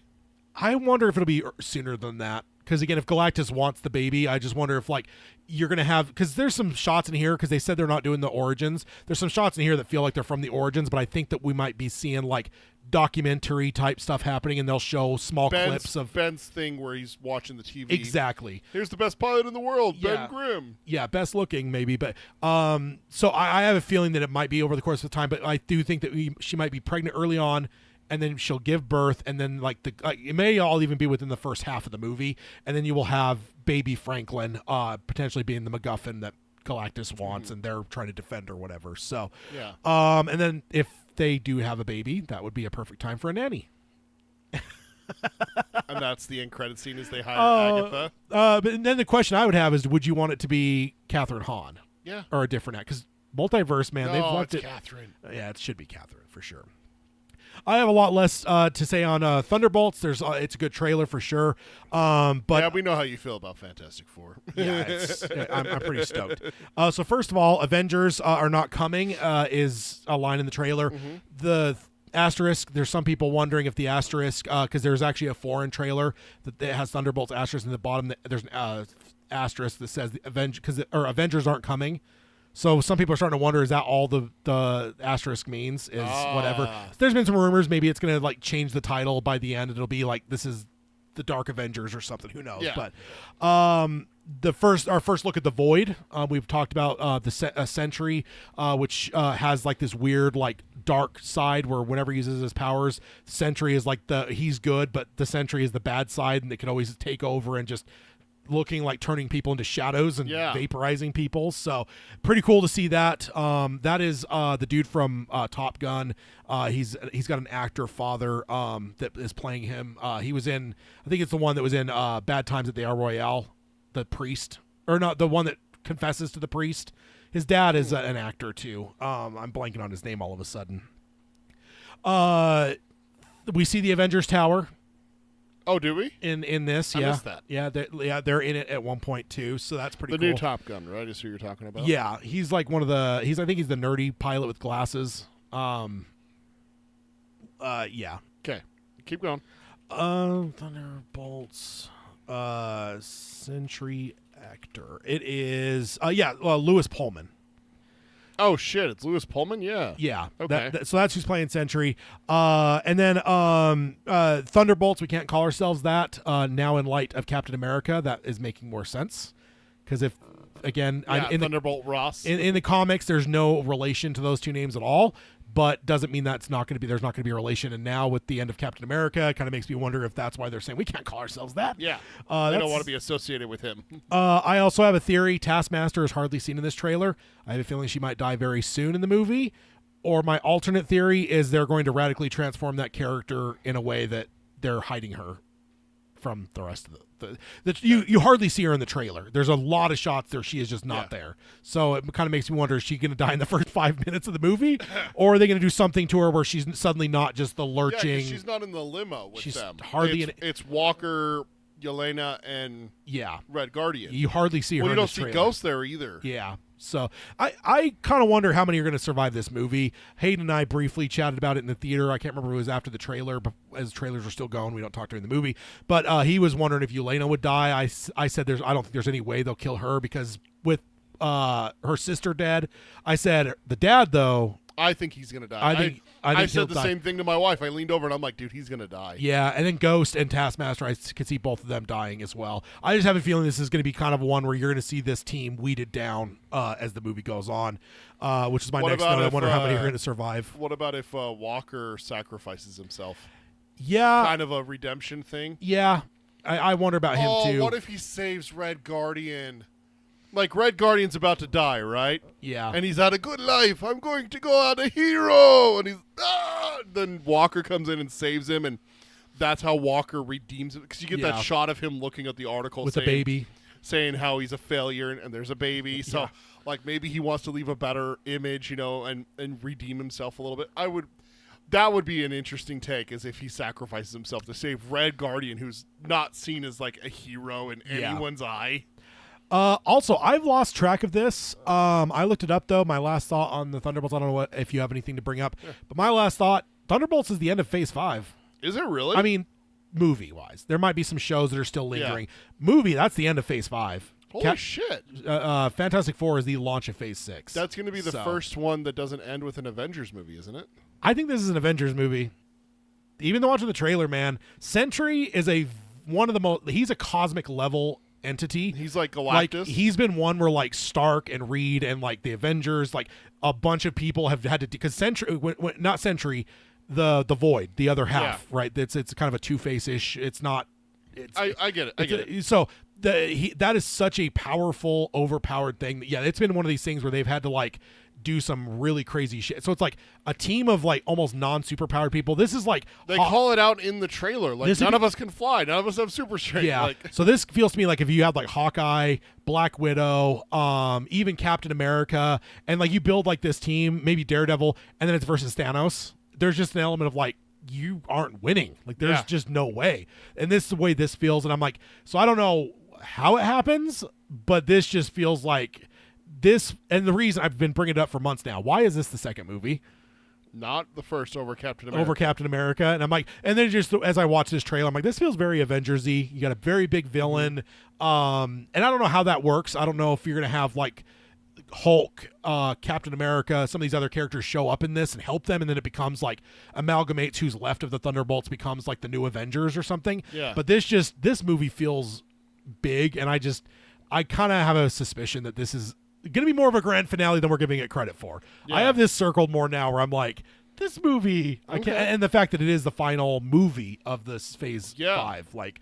That's something that a lot of people are probably missing. I missed it. Yeah, me too. I didn't know that that's the end of Phase 5. It was doing prep for this episode when I was looking that up, even for Captain America. So I'm like, where does this all fall again? I'm like, I know we're in like Phase 5 or 6 somewhere. And I went and found the list. I'm like, oh my God, Thunderbolts is the last movie. So that's a big thing. That's big. So I'm excited. The movie looks great. I think it's going to be a really funny movie. I actually think if I were to compare, it's hard even before, because I saw this on the Super Bowl. If I was to compare my feelings coming out of that trailer versus the Captain America trailers, I think this looks like a better movie. just strictly talking trailers. Yeah. Talking about on the Super Bowl last week when I watched Super Bowl, saw that trailer, and I was like, oh shit. I watched it online, of course. I was like, this just looks fucking good. Like, not to say that Captain America looked bad, but there's just something about that trailer that excited me. So yeah, Yelena's awesome. I love Red Guardian. There's a great characters, great actors. I mean, like Bucky. Bucky's going to be a lot bigger in the movie. It's going to be nice to see Bucky being in like a leader kind of role. Yeah, You yeah. know? And I just wonder what we set up in Captain America, which we're now transitioning to, that's going to pay off in this film too. I mean, I think the Celestial. Yeah, I think it might be part of their mission, and then the Sentry is going to show up. I don't know. There's some shenanigans going on here. So, I gotta say that I'm very apprehensive when it comes to critics and scores for sure. of anything anymore. Yeah, I hardly look at that stuff anymore. I have to say that it came across my phone on Thursday. The Captain just America. going to different things and it's saying like it's the worst rated Marvel movie of all time, or now it's the worst rated Captain America. And the thing that have you seen the audience scores though? Since the premiere. Here's where I'm irritated.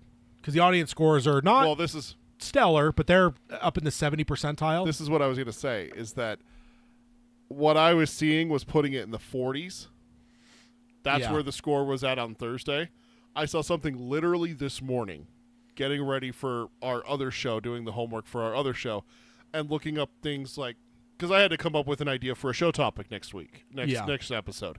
And I was looking at different things and like trying to jog my mind and think what we're doing a Marvel one here. We're going to have a Marvel one here within probably a month talking about Daredevil, or maybe 2 months after Reborn's done. Yeah. So I'm trying to think of something outside of the Marvel realm. And it just came across that an article popped up on an ad saying like Captain America Brave New World 79%. And I'm like, see, motherfuckers, like, what the hell, man? You guys were so quick to jump on this movie when it was down and say it's bad. And a lot of what we saw before was critics. And like, honestly, I just think there's kind of an anti-comic book movie vibe with a lot of critics right now. So it's like, they don't mean anything, you know? But I guess that does transition to the question though of overall, what's your thoughts on this movie? I know that's maybe more of a final question, but just right out of the gate, because like, I don't know. I going in, I don't know what my expectations for this movie were. I don't think I was hyping myself up a ton. Yeah. But I will also say, walking out, I'm like, that was nothing like I expected it to be. Yeah. But not in a bad way. Just more of like, I had very little expectations. What I thought the film might be, this was kind of different. And so I was just curious what you're like. Here's the thing that I will say. Is I said it to my wife on the drive home, because like we always do our little chit chat outside, and I try not to say too much, especially because we're going to podcast when we're going to podcast about it. But the thing I said to my wife, I purposely remembered it because I wanted to say it again here on the air. I'll rewatch that movie. Yeah, damn, I will rewatch that movie, because the thing is like, I don't know what it is, but Anthony Mackie fucking hits with every person he's on screen with. Yeah. The sidekick, the new Falcon. What is it? Falcon. I don't remember his name. Luis Rodriguez, Romero. It's one of those names, right? Joaquin Torres. Yeah, Torres. Which I'm so glad to see him, because I loved him in Falcon he was and Winter great. Soldier. So we got Torres. He hits with him. Freaking Bucky Barnes. For God's sake, that is so. Isaiah's so good. He's like, say it again. The look on his face. Oh, it's so. And then the chemistry that he had with Harrison Ford was awesome. Yeah. I thought it was great. And then even like the Russian chick, the new Black Widow, you know? Israeli. But she was in the Red Room. Yeah, but she's Russian-born, trained in Israel. So she's in the comics, she's Israeli, but she's part of Mossad. I'm not going to get into anything politics-wise, of course, but because of some things in the news the last couple of years, Israel is not as popular with a lot of people. So they changed it. They allowed her to still be Israeli, but she's not part of Mossad, which is their intelligence. Yes, like, I know. It's their CIA. Yeah, because they were just like, maybe we shouldn't make her part of Mossad like she was in the comics. So they kind of drew back some with her, but not everything. The little short lady, right? Yeah, didn't they say that she was Russian-born? I'm pretty sure they said Israeli, because I thought they said Russian-born, Israeli trained, and she was part of the Red Room. I don't remember. I know beforehand there was a big controversy, not controversy, but like people asking like, hey, this is a comic character. Is she an Israeli part of Mossad? And they eventually came out officially and said she is an Israeli still, but she is not part of Mossad in the film. Yeah. So they kind of made it more ambiguous. So. Gotcha. But even like her, like Anthony Mackie, just God, he was so good with everyone, and I'm coming to realize that he has that charisma. Yeah. And the character that he's playing with Sam Wilson is just, he's great. Yeah. He is. He's great. He's wonderful. I absolutely love him. I loved him in the show. I think the show was like good, not I mean, it was good, close to great, but not out of this world for me. Like it was like it probably could have been toned down and just been a movie. If you would have just cut out some of the fat, it would have been an amazing movie. But just to see him here now with his own movie finally and stuff and in the role. Yeah, Tom Holland can suck it. Yeah, exactly. Yeah. So my overall, I'd say like probably, and actually I still have my IMDb up in case we needed a reference. I marked it as 7 out of 10. Yeah. Like. I just that's like it's above average. It's not it's not an Infinity War. Not that it has to be. It might be the weakest Captain America movie. I mean, but that's big shoes to fill. No, it certainly is. I don't say that as a negative. I just say that like it's just the reality of it. I do think that part of their marketing to continually say that they were trying to replicate the Winter Soldier is something they shouldn't have done. No, because I think you can't tug on Superman's cape. Like there comes an element where it's like, if you're making a crime movie, don't be like this is as good as The Godfather or anything like that. Like this is the best bank robbery movie. It's as good as Heat. Yeah, like just don't. Like don't like not even again, not saying it's a bad movie. It's just one of those things. Don't tug on Superman's cape. Winter Soldier is widely regarded by a lot of people as still the greatest MCU movie of all time. Just don't put your. I mean, yes, I get they were going a little bit more into like the espionage-ish, like. What's going on behind these, but I even with that, like there was kind of a mystery going on here, but it never felt like Winter Soldier did. Like instantly knew off the top, like off the bat, you're like, I know what's going on. Yeah. There was no real mystery. Yeah. That's the other thing that I really liked about it is like I saw some people bitching that, oh well, this is not a Captain America movie. This is an Incredible Hulk sequel, and the Hulk's not even in it. And I'm just like, so. The Marvel Cinematic Universe cannot have characters from one franchise, air quotes, one franchise be in another movie. Yeah. At all? I hate to break it to everyone, if you haven't read the comics or anything, Doctor Doom fights the X-Men. Doctor Doom fights like non-Fantastic Four people, right? I don't agree with those people, but I will say this did feel strange that it was paying off so many Incredible Hulk lines. Well, we haven't seen Ross as the president. I know, but we haven't seen or even heard about Betty since 2008, which is 17 years ago. Mm-hmm. Nuts. The leader haven't. I almost said mastermind. The leader. I mean, the leader. We haven't. He was set up in the Incredible Hulk. Thunderbolt Ross. We've seen him pop up here but like the last time we've really seen him, and then like one of the biggest Civil War. But no, but was that was like like he was the main a part of Incredible Hulk. So and then like even this, like there was elements of like the Incredible Hulk was like this big like blight on his record. Like they weren't talking about the Sokovia Accords. They weren't talking about they were talking. So it just were the Soviet Accords seen as a negative though? But I'm not. Again, I'm not agreeing with those people, but I will say there was a lot of threads because as I was watching the movie, I was like, "Good God!" Like I should have watched Incredible Hulk before this, which is fine. Again, with Ross being in the position he's in, it makes total sense. Yeah. But it was just why wild. wouldn't Captain America be the one to deal with that? Like that's the part that gets me. Is like there's this whole stigma that in Marvel movies you can't have another hero show up because it lessens the movie. Yeah, no, I disagree. I never liked that. The shared universe is the greatest thing in the world, man. It kind of pisses me off sometimes because it's like, you mean to tell me that Iron Man's sitting at home on his couch watching Thor Dark World happen and go, huh? Yeah.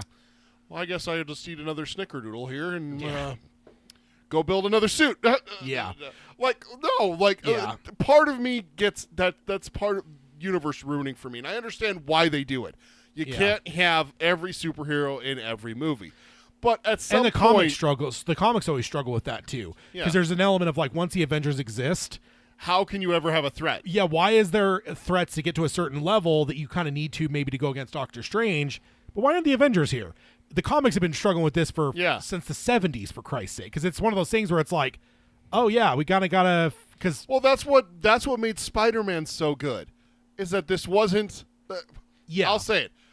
This isn't an Avengers level threat.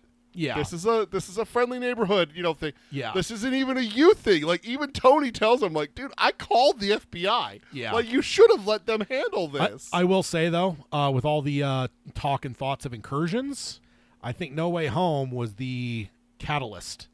Because what did Reed Richards say? We have found in everything we've ever found, the most dangerous person to the in any universe is Doctor Strange.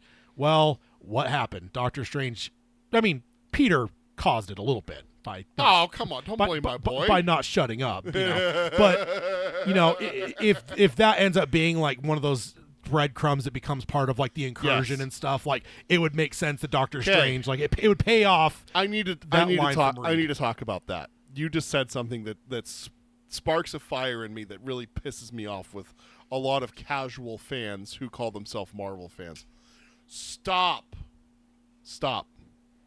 judging the big picture when you don't have the whole thing. Oh yeah, for sure. I am so sick and tired of everyone being like, "There's no point to this. There's no direction." This Age is of all Ultron is the ultimate example of that. That movie was a massive bridge. When you after Infinity War and Endgame, if you go back and watch that movie, holy shit. Yeah. But at the time, people walked into that theater going, that wasn't as good as the first one. Yeah, it was all right, but it was nowhere near as good as the first one. But now, yeah, you got to understand, there's more weight there. Feige is building a giant fucking web, and sometimes when you get one web to another, you don't see the full fucking thing yet. So agreed. Totally agreed. The thing I said to my wife driving home about this is that it's tapestry, right? It's a rich tapestry. Yes. If you're looking at the Mona Lisa and you look at a sliver that's 2 inches tall all the way across the painting, you are not going to understand what that painting is. If you take Starry Night and just look at only the city and don't look at the sky, like you're not going to understand it. It's and that's what I'm saying. Is like, yes, we're coming up to the end of Phase 5, but we have massive stuff that is.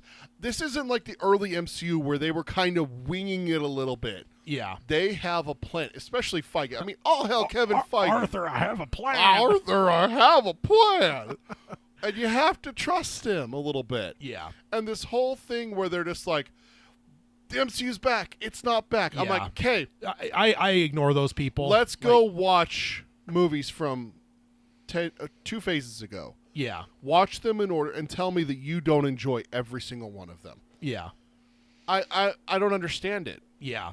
And I mean, you're not always going to hit a home run on every one. Like that's unrealistic. And I will even say, when I say like 7 out of 10, like there are some issues I had with this movie. There's some stuff where it just felt like, like one thing I remember, I was, I think it was the next day I was showering and I had a shower thought. I'm like, you know what?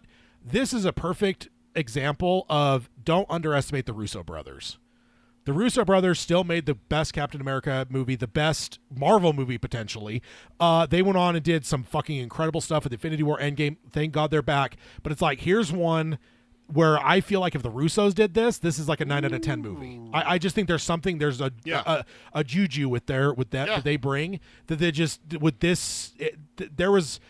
That's where the 3 kind of gets lost for me, where like this isn't a 9 out of 10. Like there were some rough points. There's some leaked footage or leaked images of the leader. Apparently had more of a big head like he does in the comics, but for some reason they changed it to that fucking brain thing. I don't know why. So there's some weird shit like that. I do agree with you. You said outside of the theater. If possible, why didn't they hide the Red Hulk? It felt like the whole movie was built. I mean, if you would have cut out that earlier scene where he was starting to kind of Hulk out and then it didn't happen, and then nobody had any context of it, that third act would have been fucking bonkers. You would have been, oh my God. Yeah, but you would have had to have cut that earlier scene out, and then the scene of the Japanese embassy. Nothing in the marketing. My answer to you outside the theater was, it is so hard. Logistics, it's so hard because like you've got. I don't know. Yeah, but I agree. I think the movie would have been better served had the marketing not revealed. And that's the thing. Especially because it was 6 minutes of the movie. Like Red Hulk's not in it that much. Yes, and that's the thing that I'm gonna die on this hill, is that I think that there are certain times where you have to just kind of bite the bullet and like, yes, things are going to get leaked. We understand this. Yellow suit. But we are For for Wolverine. Wolverine. Yeah. You know it's going to get leaked. You Yeah. cannot hide that. You're shooting outdoors. Yeah. People have telephoto lens, Yeah. telescope, drones. That's how they got the images and all that Yeah. shit. But the mask didn't get leaked. Yeah. You know, that's what I'm saying. It's like, Yeah. and this movie suffered a little bit, and that's why I would say it's a 7 out of 10, is because it was designed around a surprise. Yeah. That was not a surprise to anyone who saw the fucking trailer because they Yeah. revealed it in the trailer. Yeah. That's my only And everything. That's I mean, my only real critique for the movie. Even if you were like an anti-trailer person, which I know you've dabbled in over the years, Uh-huh. when we walked into the Regal Theater, what was on the top of the coolers? Red Hulk popcorn buckets. Yes. Like, there's no height. Like, they fully embraced it. I Yes. don't know why, because the movie kind One of of the felt like, posters they have is Red Hulk above Sam. yeah. I will say on the topic of Red Hulk, I love it because I am not against Smart Hulk. Mm-hmm. But to go back to just a rage-filled fucking Hulk was a sweet thing, man. You're going to have to help me out here because I am not a Hulk expert. I know very, very little about the Hulk. He's never been one of my favorites. What's the difference between Red Hulk and Green Hulk? Like it's Yellow Hulk, Blue Hulk. Like there's different colors, right? Yeah, I mean, the big thing is Red Hulk is Ross. Like that's always been a thing. I in the comics, I think he was more knowing. Because it's like he's against the Hulk, and like eventually gets to a spot where it's like the only way I can fucking beat him is to become a Hulk myself. Yeah. And at a certain point, Bruce goes off planet. That's World War Hulk and stuff. And then Red Hulk is the only Hulk, and he ends up on the Avengers and stuff. But it is always Ross. So like that's the big thing there. But he's not. I mean, he Bruce evolves to where eventually you got Professor Hulk. I'm totally okay with that. I love it. It's part of the character. But it was just so fucking sweet to finally be back to just an absolute fucking raging and fiend. Beating the shit out of.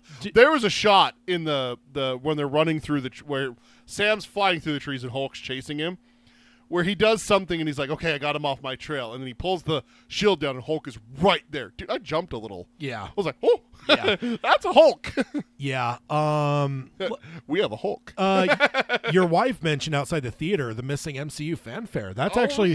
that's been very controversial online. There was a Marvel title card. It was in black and white. Yeah, but what the hell, man? We've had that for like over a decade. Like, come on. Yeah, and honestly, the more I thought about it, the more I'm like, you know what? That's actually right. Like, yeah, that's a kind of a big thing. Yeah. That to get you amped up for the movie. Like, why is that not there? Oh, the funnest part I have with the Marvel thing is that sometimes it's different, but other times it's like, oh, okay, this is the normal one. I never watched the E. What's happening over here on the E? Yeah. What's happening on the L? What's happening on the M? You know, I always like bounce. And it changes as the movies go, too. Yeah, like, and they add new things. It's like, I've caught new things, and I pointed them out. I'm like, hey, that's Moon Knight. You know, like, that's always been so much fun for me. So to have it gone, I was just kind of like, hey. Yeah. I'm gonna also say because of all that history, I kind of wonder if the Red Hulk is coming back. You think he's gonna come back? He's on the board still. So they literally got a guy who's gonna play a character until he's 90. Yeah, I think that's all the jokes in Deadpool and Wolverine were just hinting at Harrison Ford. Oh, that's like a Feige 7-layer one. Oh, I see. Yeah. I love seeing Isaiah Bradley back. He was phenomenal. Yeah, he's so great. Our second Dick Halloran in Doctor Sleep, the not the original actor, but no, he's a great actor. But Isaiah is a wonderful character. I think they did a wonderful job with him. For people that didn't watch the show, this is their first exposure to him. Mm-hmm. I just think he did a wonderful job. I loved the brainwashing stuff was really well done across the board. I mean, he's the main one, but dude, okay, the fact that the Russian Israeli, whichever she is, the short lady, yeah, whatever her name is.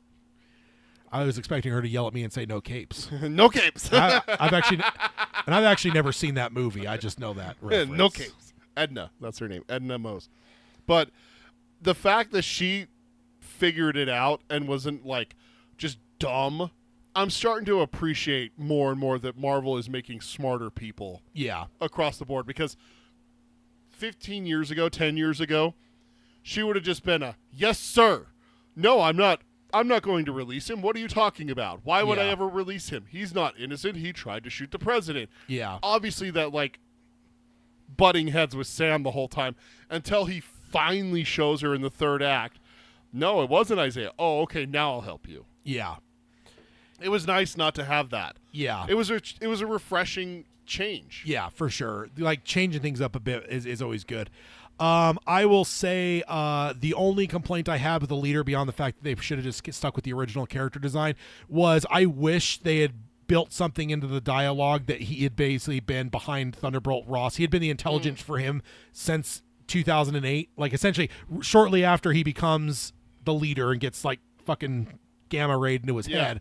Like Ross finds him and then uses him to where it's like, you know, some of the strategy with the Sokovia Accords, like him as a general, he won some battles because of I wish it would have been a long-term thing where it's like, this has been an ace in Thunderbolt's pocket for fucking a decade. Not just weapons research. And not just later on when it was like, toward the, it just felt very like, oh, well, he just started manipulating him. And if that's what they were going for, they didn't convey it very well. They should have just conveyed something to attach to an old thing, maybe where it's like the Sokovia Accords, like, you know, like. It wouldn't have been hard for Torres to be like, my God, he's helping Ross throughout his entire career since Harlem. Yeah, which I loved him, Torres. Like he was great in the show, and I was glad to see. So fucking funny. Glad to see him on the big screen finally, and to finally get Captain America with the sidekick, because I don't think Bucky ever felt like a sidekick in any of the previous movies. Falcon did. Falcon was a sidekick. Falcon was a sidekick in Civil War. Like, shut up. Falcon was a sidekick in Winter Soldier. You know, he just felt like his own entity. He was a sidekick. Are you kidding me? This one, he legitimately felt like a full-on sidekick. It's the first time I've ever felt like Captain had a full-on sidekick. Falcon was a sidekick for like 5 movies. Again, we're coming back to this slandering. I'm done with Captain America slander. Did you? Sorry, I just lost my train of thought. I don't know what I was highlighting this note for. Did you like? I guess one thing I wanted to mention. I guess not even asking, but okay. The one thing I didn't mention outside the theater because I wanted to hold some stuff for the episode too. Believing in Ross for Sam. Oh, we talked about that. Where like had no faith. He had a like total faith in, or not totally. He was giving Ross a chance of like maybe he's changed and stuff. The one thing I wanted to point out, I feel like people kind of tend to forget this. What was the first thing we saw with Sam ever in the MCU? He was doing a self-help group for returning veterans.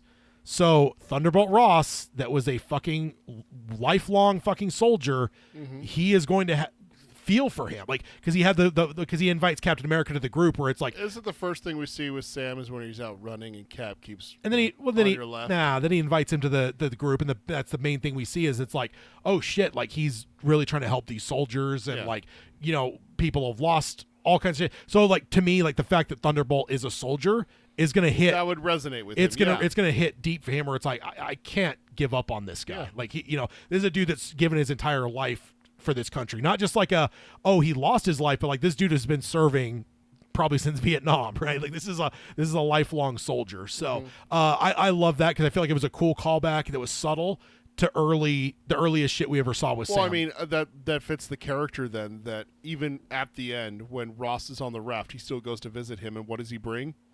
Betty. Yeah, which was great. I knew that was coming too. They just kept they talked about her way too much where it was, there's no way she's not going to be in this. I leaned over to my wife and I'm like, Betty's going to be the one that gets him to change back.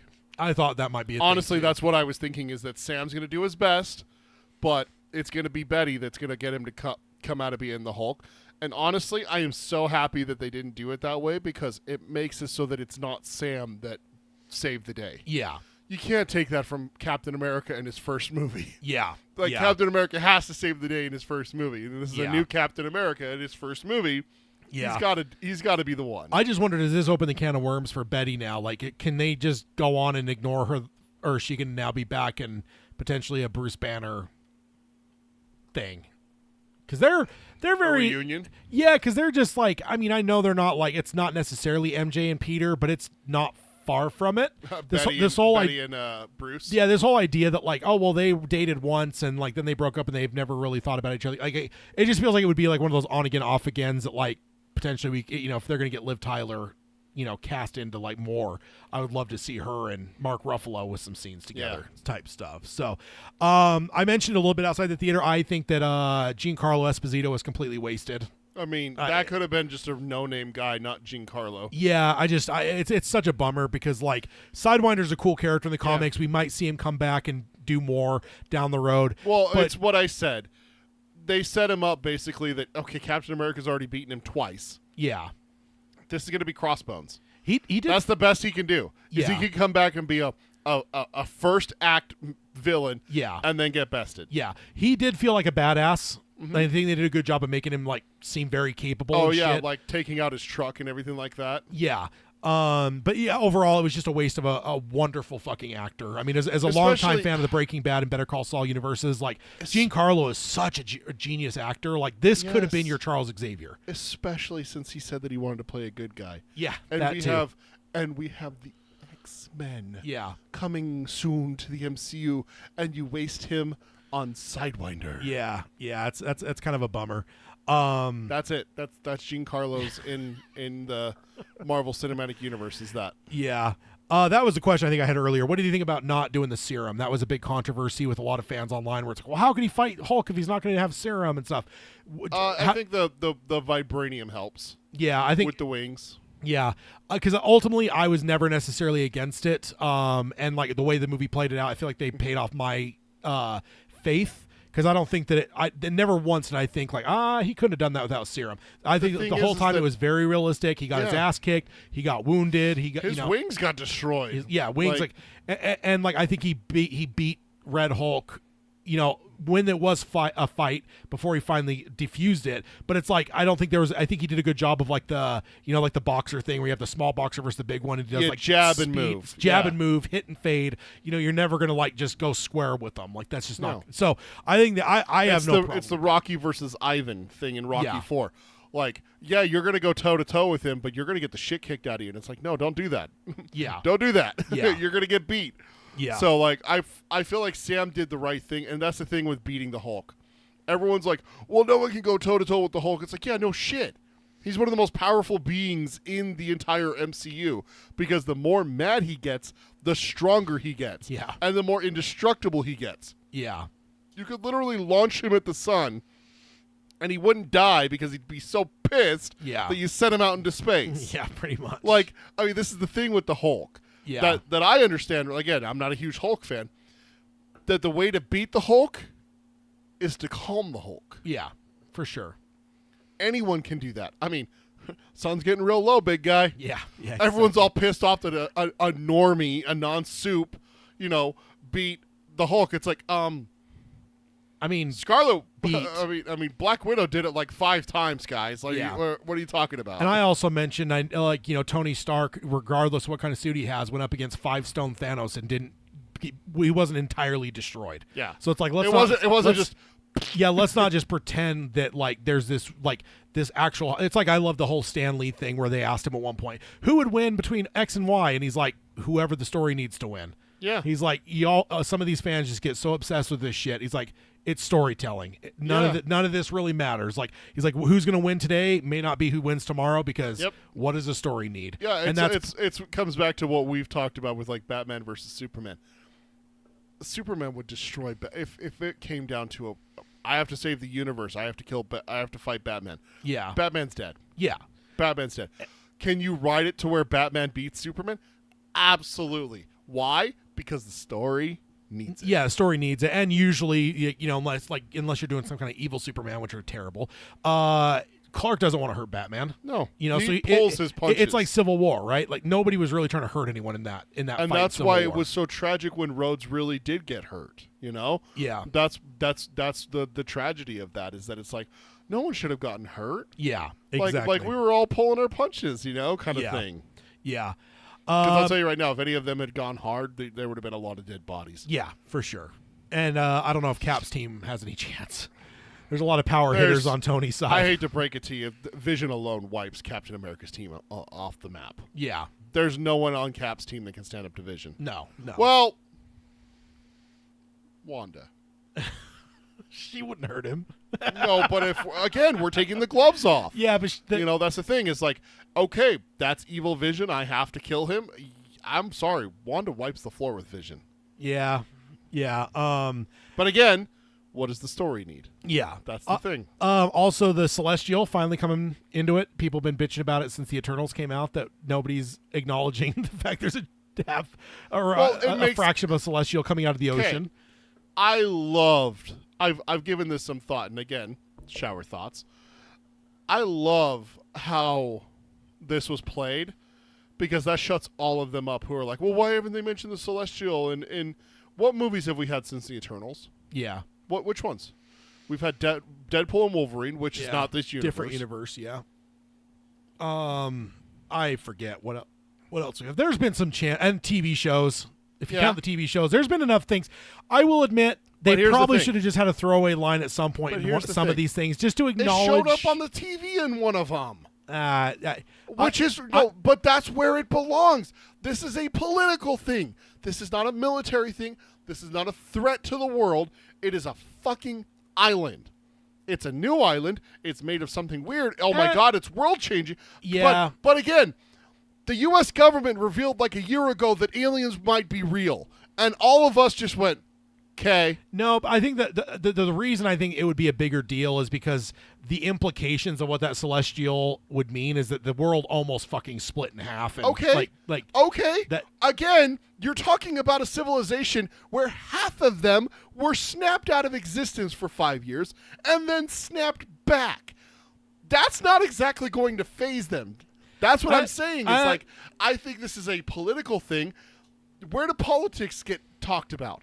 On TV. This isn't something that gets brought up and everything. I'm not saying that someone had to like go and visit it in every movie. I'm just saying that like there should have been more ancillary outside of the realm, outside of the center stage. There should have just been a little bit more of a vibe of it and like questions of it. I don't know. J. Jonah Jameson freaking out about it. Something. I don't know. In what? J. Jonah Jameson can go anywhere. That's what I'm saying is like where. That's what I'm asking. Is like for me, I'm looking at it as okay. We haven't had a ton. What have we had though? That's literally what I'm looking at. We're gonna give me a second. I will say also just kind of in the same vein. I love that we've returned to the because what I always used to tell people is Captain America's were the most important movies. The first one, unknowingly, revealed to us the Tesseract. The second one destroyed S.H.I.E.L.D. The third one was Civil War, huge. Yeah. And this introduced adamantium. So like it's just another one of those feathers in the cap of the Captain America movies are sometimes the most important films because the other thing I want to mention too, adamantium. There was a point they showed it, and it was in the liquid form. I'm like, is everyone just assuming it's like the skin? Watch it be the blood, and it's like actually like liquid. Oh, and then when because they show it in a vial at one point on one of the screens or something, and it's like in the liquid form, and I'm like, what if it's like it's blood, and you've got to like refine it and turn it into a solid metal? I really wish I could have a list with years, not. You know what? Actually, the more I think about it, it has to be that. If it's a skin, how the fuck are you going to harvest it?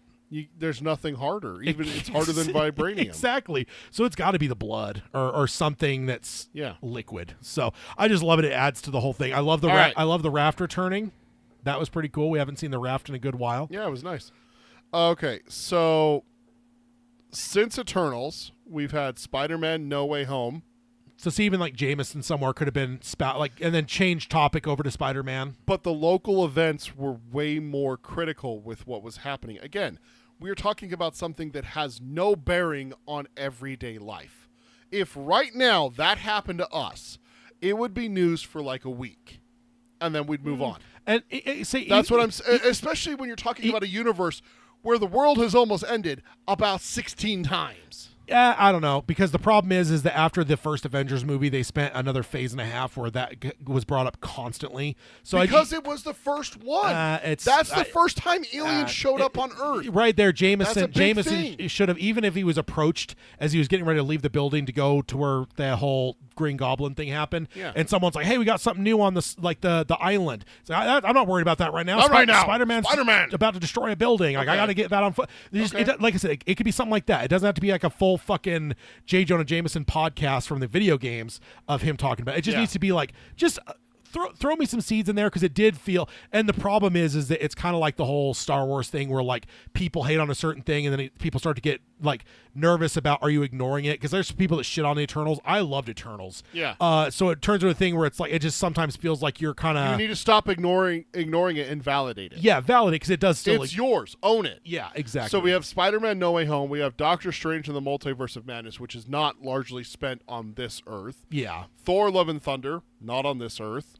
Yeah. Black Panther: Wakanda Forever. Again, dealing with something else, that this political thing that's happening. But you're in the also Indian dealing Ocean. with oceans. That's true. So- That one is probably the one I think And- you would have the biggest argument And to have. even Doctor Strange, you could have a throwaway line. I think that's the one that had it on the TV, didn't with it? Wong or something, because they're talking about universal or global threats, right? Like that's kind of their thing. So it's like it could at least get mentioned. Have Wong or Strange mention the Celestial. Again, it doesn't have to be some massive fucking 20-minute monologue. Just throwaway lines. That's it. Just small little bits. And it's a minor complaint for me. I'm nowhere near like some of these people that are have been losing their minds about it for, oh my God, they're just ignoring it. This is the worst thing. It's just one of those things like, this is a connected universe. Let it feel connected. Like Yeah. mention things here and there. I don't know. It's a small complaint. But I get it. I love Adamantium is introducing Captain America again, because it just feels right. Yeah, and then the other three movies that we've had since then are Ant-Man: Quantumania, again, spent in the quantum you're realm. In the quantum realm. Guardians of the Galaxy Volume 3, not on Earth, really. Yeah, that's And then the Marvels, which again, there's Yeah. a little bit here. I mean, you could have had a Nick Fury. God damn it! First we got an island, now we got things eating my crew. Something Yeah. like that. Yeah, they're just again, for me, it would just be small lines like that, and it doesn't even have to be in all of them. Mm-hmm. But again, J. Jonah Jameson, somebody approaching him like, "Hey, we think we got a leaker talking about the island." I know right now I'm dealing with Spider-Man. Yeah, it's like, no, Spider-Man's about to destroy a building. If I don't get that, make it about like you could turn the whole thing into where it's about his like vendetta against Spider-Man. Yeah. I don't know. I will also. We're getting close to the end of time. I also just want to call out Harrison Ford. Oh, it was a Absolutely great performance. incredible performance. Yeah. I hate to say it, but I don't know if John Hurt could have done as well as Harrison did. Harrison had because I think the way that John always played the role of Thunderbolt Ross was very it was a style, and I just don't see him being able to pull off what this script called for. I know it probably would have been written different if he was still alive. Right. But like the wallowing over his lost daughter, like worrying about his legacy, all these things. I don't see the Thunderbolt Ross with John Hurt playing it could have necessarily pulled a lot of that off. So I think Harrison just fucking killed it, man. Oh, it was he's a great actor, and I think sometimes we tend to forget how good of an actor he is. But he killed it in this movie. He was incredible. It was awesome. That's good stuff. So 7 out of 10 for me. What'd you say? About a 7, yeah. Yeah. A 7.5, somewhere right in Yeah. there. I know you don't like doing halves. I do want to go see it again for sure as well. I wanted to maybe see it before. I'm not big on seeing movies more than once in theaters, but I'll tell you right now, when this comes to Disney Plus, it'll probably be on my that came out, time to watch it on the weekend kind of thing. Yeah. Because it was fun. It really was fun. Yeah. And that's what I look for. And that's one of the reasons why I loved Shang-Chi. It was so much fun. Yeah. Yeah. I can't wait for the next one of that too. I need to go back and watch more Marvel shows. That's what I've decided. Yeah. Watching WandaVision. Yeah. I really need to go. And I rewatched Moon Knight too. Oh. I need to go back and I need to rewatch Falcon and the Winter Soldier. I need to go back and rewatch She-Hulk. Yeah. And everything, especially with Daredevil coming up soon. Yeah. So. Yeah. All right. So that is it for our main topic here. Let's go ahead and hit up the emails. If you want to email the show, you can do that at tad@geekeryabides.com, which is TADD, or peter@geekeryabides.com. Yeah. And then we got next time on, you got one. I'll announce the one after that as well. Okay. So go ahead on your next time on. I hinted at it earlier that I wanted to do something a little bit more specific instead of all these broad franchises and stuff like that. So we're going to talk about Longlegs. Okay. You saw it in theaters. Yeah. Loved it. I haven't seen it yet. It just dropped on Hulu this last week, so I got some homework to do before next Speaking episode. of Nicolas Cage. Yeah. I mentioned him earlier with the Nicolas Cage movie. And Osgood Perkins. Osgood Perkins, yeah. The monkey is coming up very quickly. This so coming up next week. Yeah. can't wait. Hopefully you find a monkey in your car when you go out I better not, Ted. And then I don't have a slide for it, but the time after that, so 2 fortnights from now, this is slightly inspired by my Daredevil watch. Not Daredevil, though. Oh. Top 10 list. Uh-oh. Best comic book castings.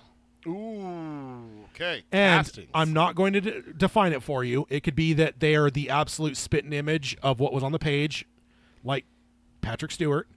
Xavier. Or it could just be a matter of like Charlie Cox has absolutely fucking. And actually, what inspired it for me was Punisher. Like, John Benthal, yeah. Oh my god, dude! As I'm watching the second season, I'm like, you could not. I mean, I know they had some movies in the pre MCU days, but it's like you can't get a guy to play this role better than this guy. No. And then Fisk, as it went on, I'm like, Fisk is the same. And I'm gonna have a hard time not picking all people from that. But it's just we've got a long time of comic books, and so you could do Marvel, DC, whatever. But top 10 comic books. top 10 perfect castings. Can we just do MCU and non-MCU? Because I mean, I can do 10 from the MCU off the top of my head. Oh, I know. That's where it'll be You're fun. such a bastard. Okay, the one after that is top 10 movies of all time. You keep doing these fucking lists to me, man. I'm gonna fucking finally do it one of these days. And again, like, it doesn't mean that like someone that doesn't make that list was a bad casting. It's because there is a lot of great ones. And again, you could do it however you want. You could just be a matter of like how well they fulfilled the role or how well they fit the role that already pre-existed. Yeah. It could be however you want it. But like, I just feel like in the old days, there used to be a thing where it's like, there's like, Christopher Reeve and Michael Keaton. And then beyond that, it was just like, whatever. But now there was people like bitching when Michael Keaton was cast. Oh, he's a comedic actor. He can't play Batman. It's like, you're wrong. Yeah, you're wrong. He's Batman. You're wrong. He is Batman. He is Batman. So I don't know. It just hit me because of that. And then like obviously we saw this too, and it's like, well, now you've got like, I mean, I guess there's nothing necessarily in this one, but like, dude, Anthony Mackie is Falcon. Like, yeah, I guess that's true if you look at it more in the that side. But yeah, that'd be a fun one. Yeah. So that's the two episodes from now. A month from today. Long Legs, which I'm going to be excited because I'll give me a chance to go and rewatch it again, which will be fun. So yeah, check it out on Hulu if you haven't seen it. Good stuff, and we'll sign off. I will sign off as I always do by saying, "Love what you love, let your geek flag fly high, and to hell with anyone that says anything about guilty pleasures, and to hell with critic reviews." Yeah. Just to hell with them. Don't all. trust them. No. Go see a movie, make your own judgment, because art's subjective. Critics mean nothing. On your left. See you guys. Bye, everyone.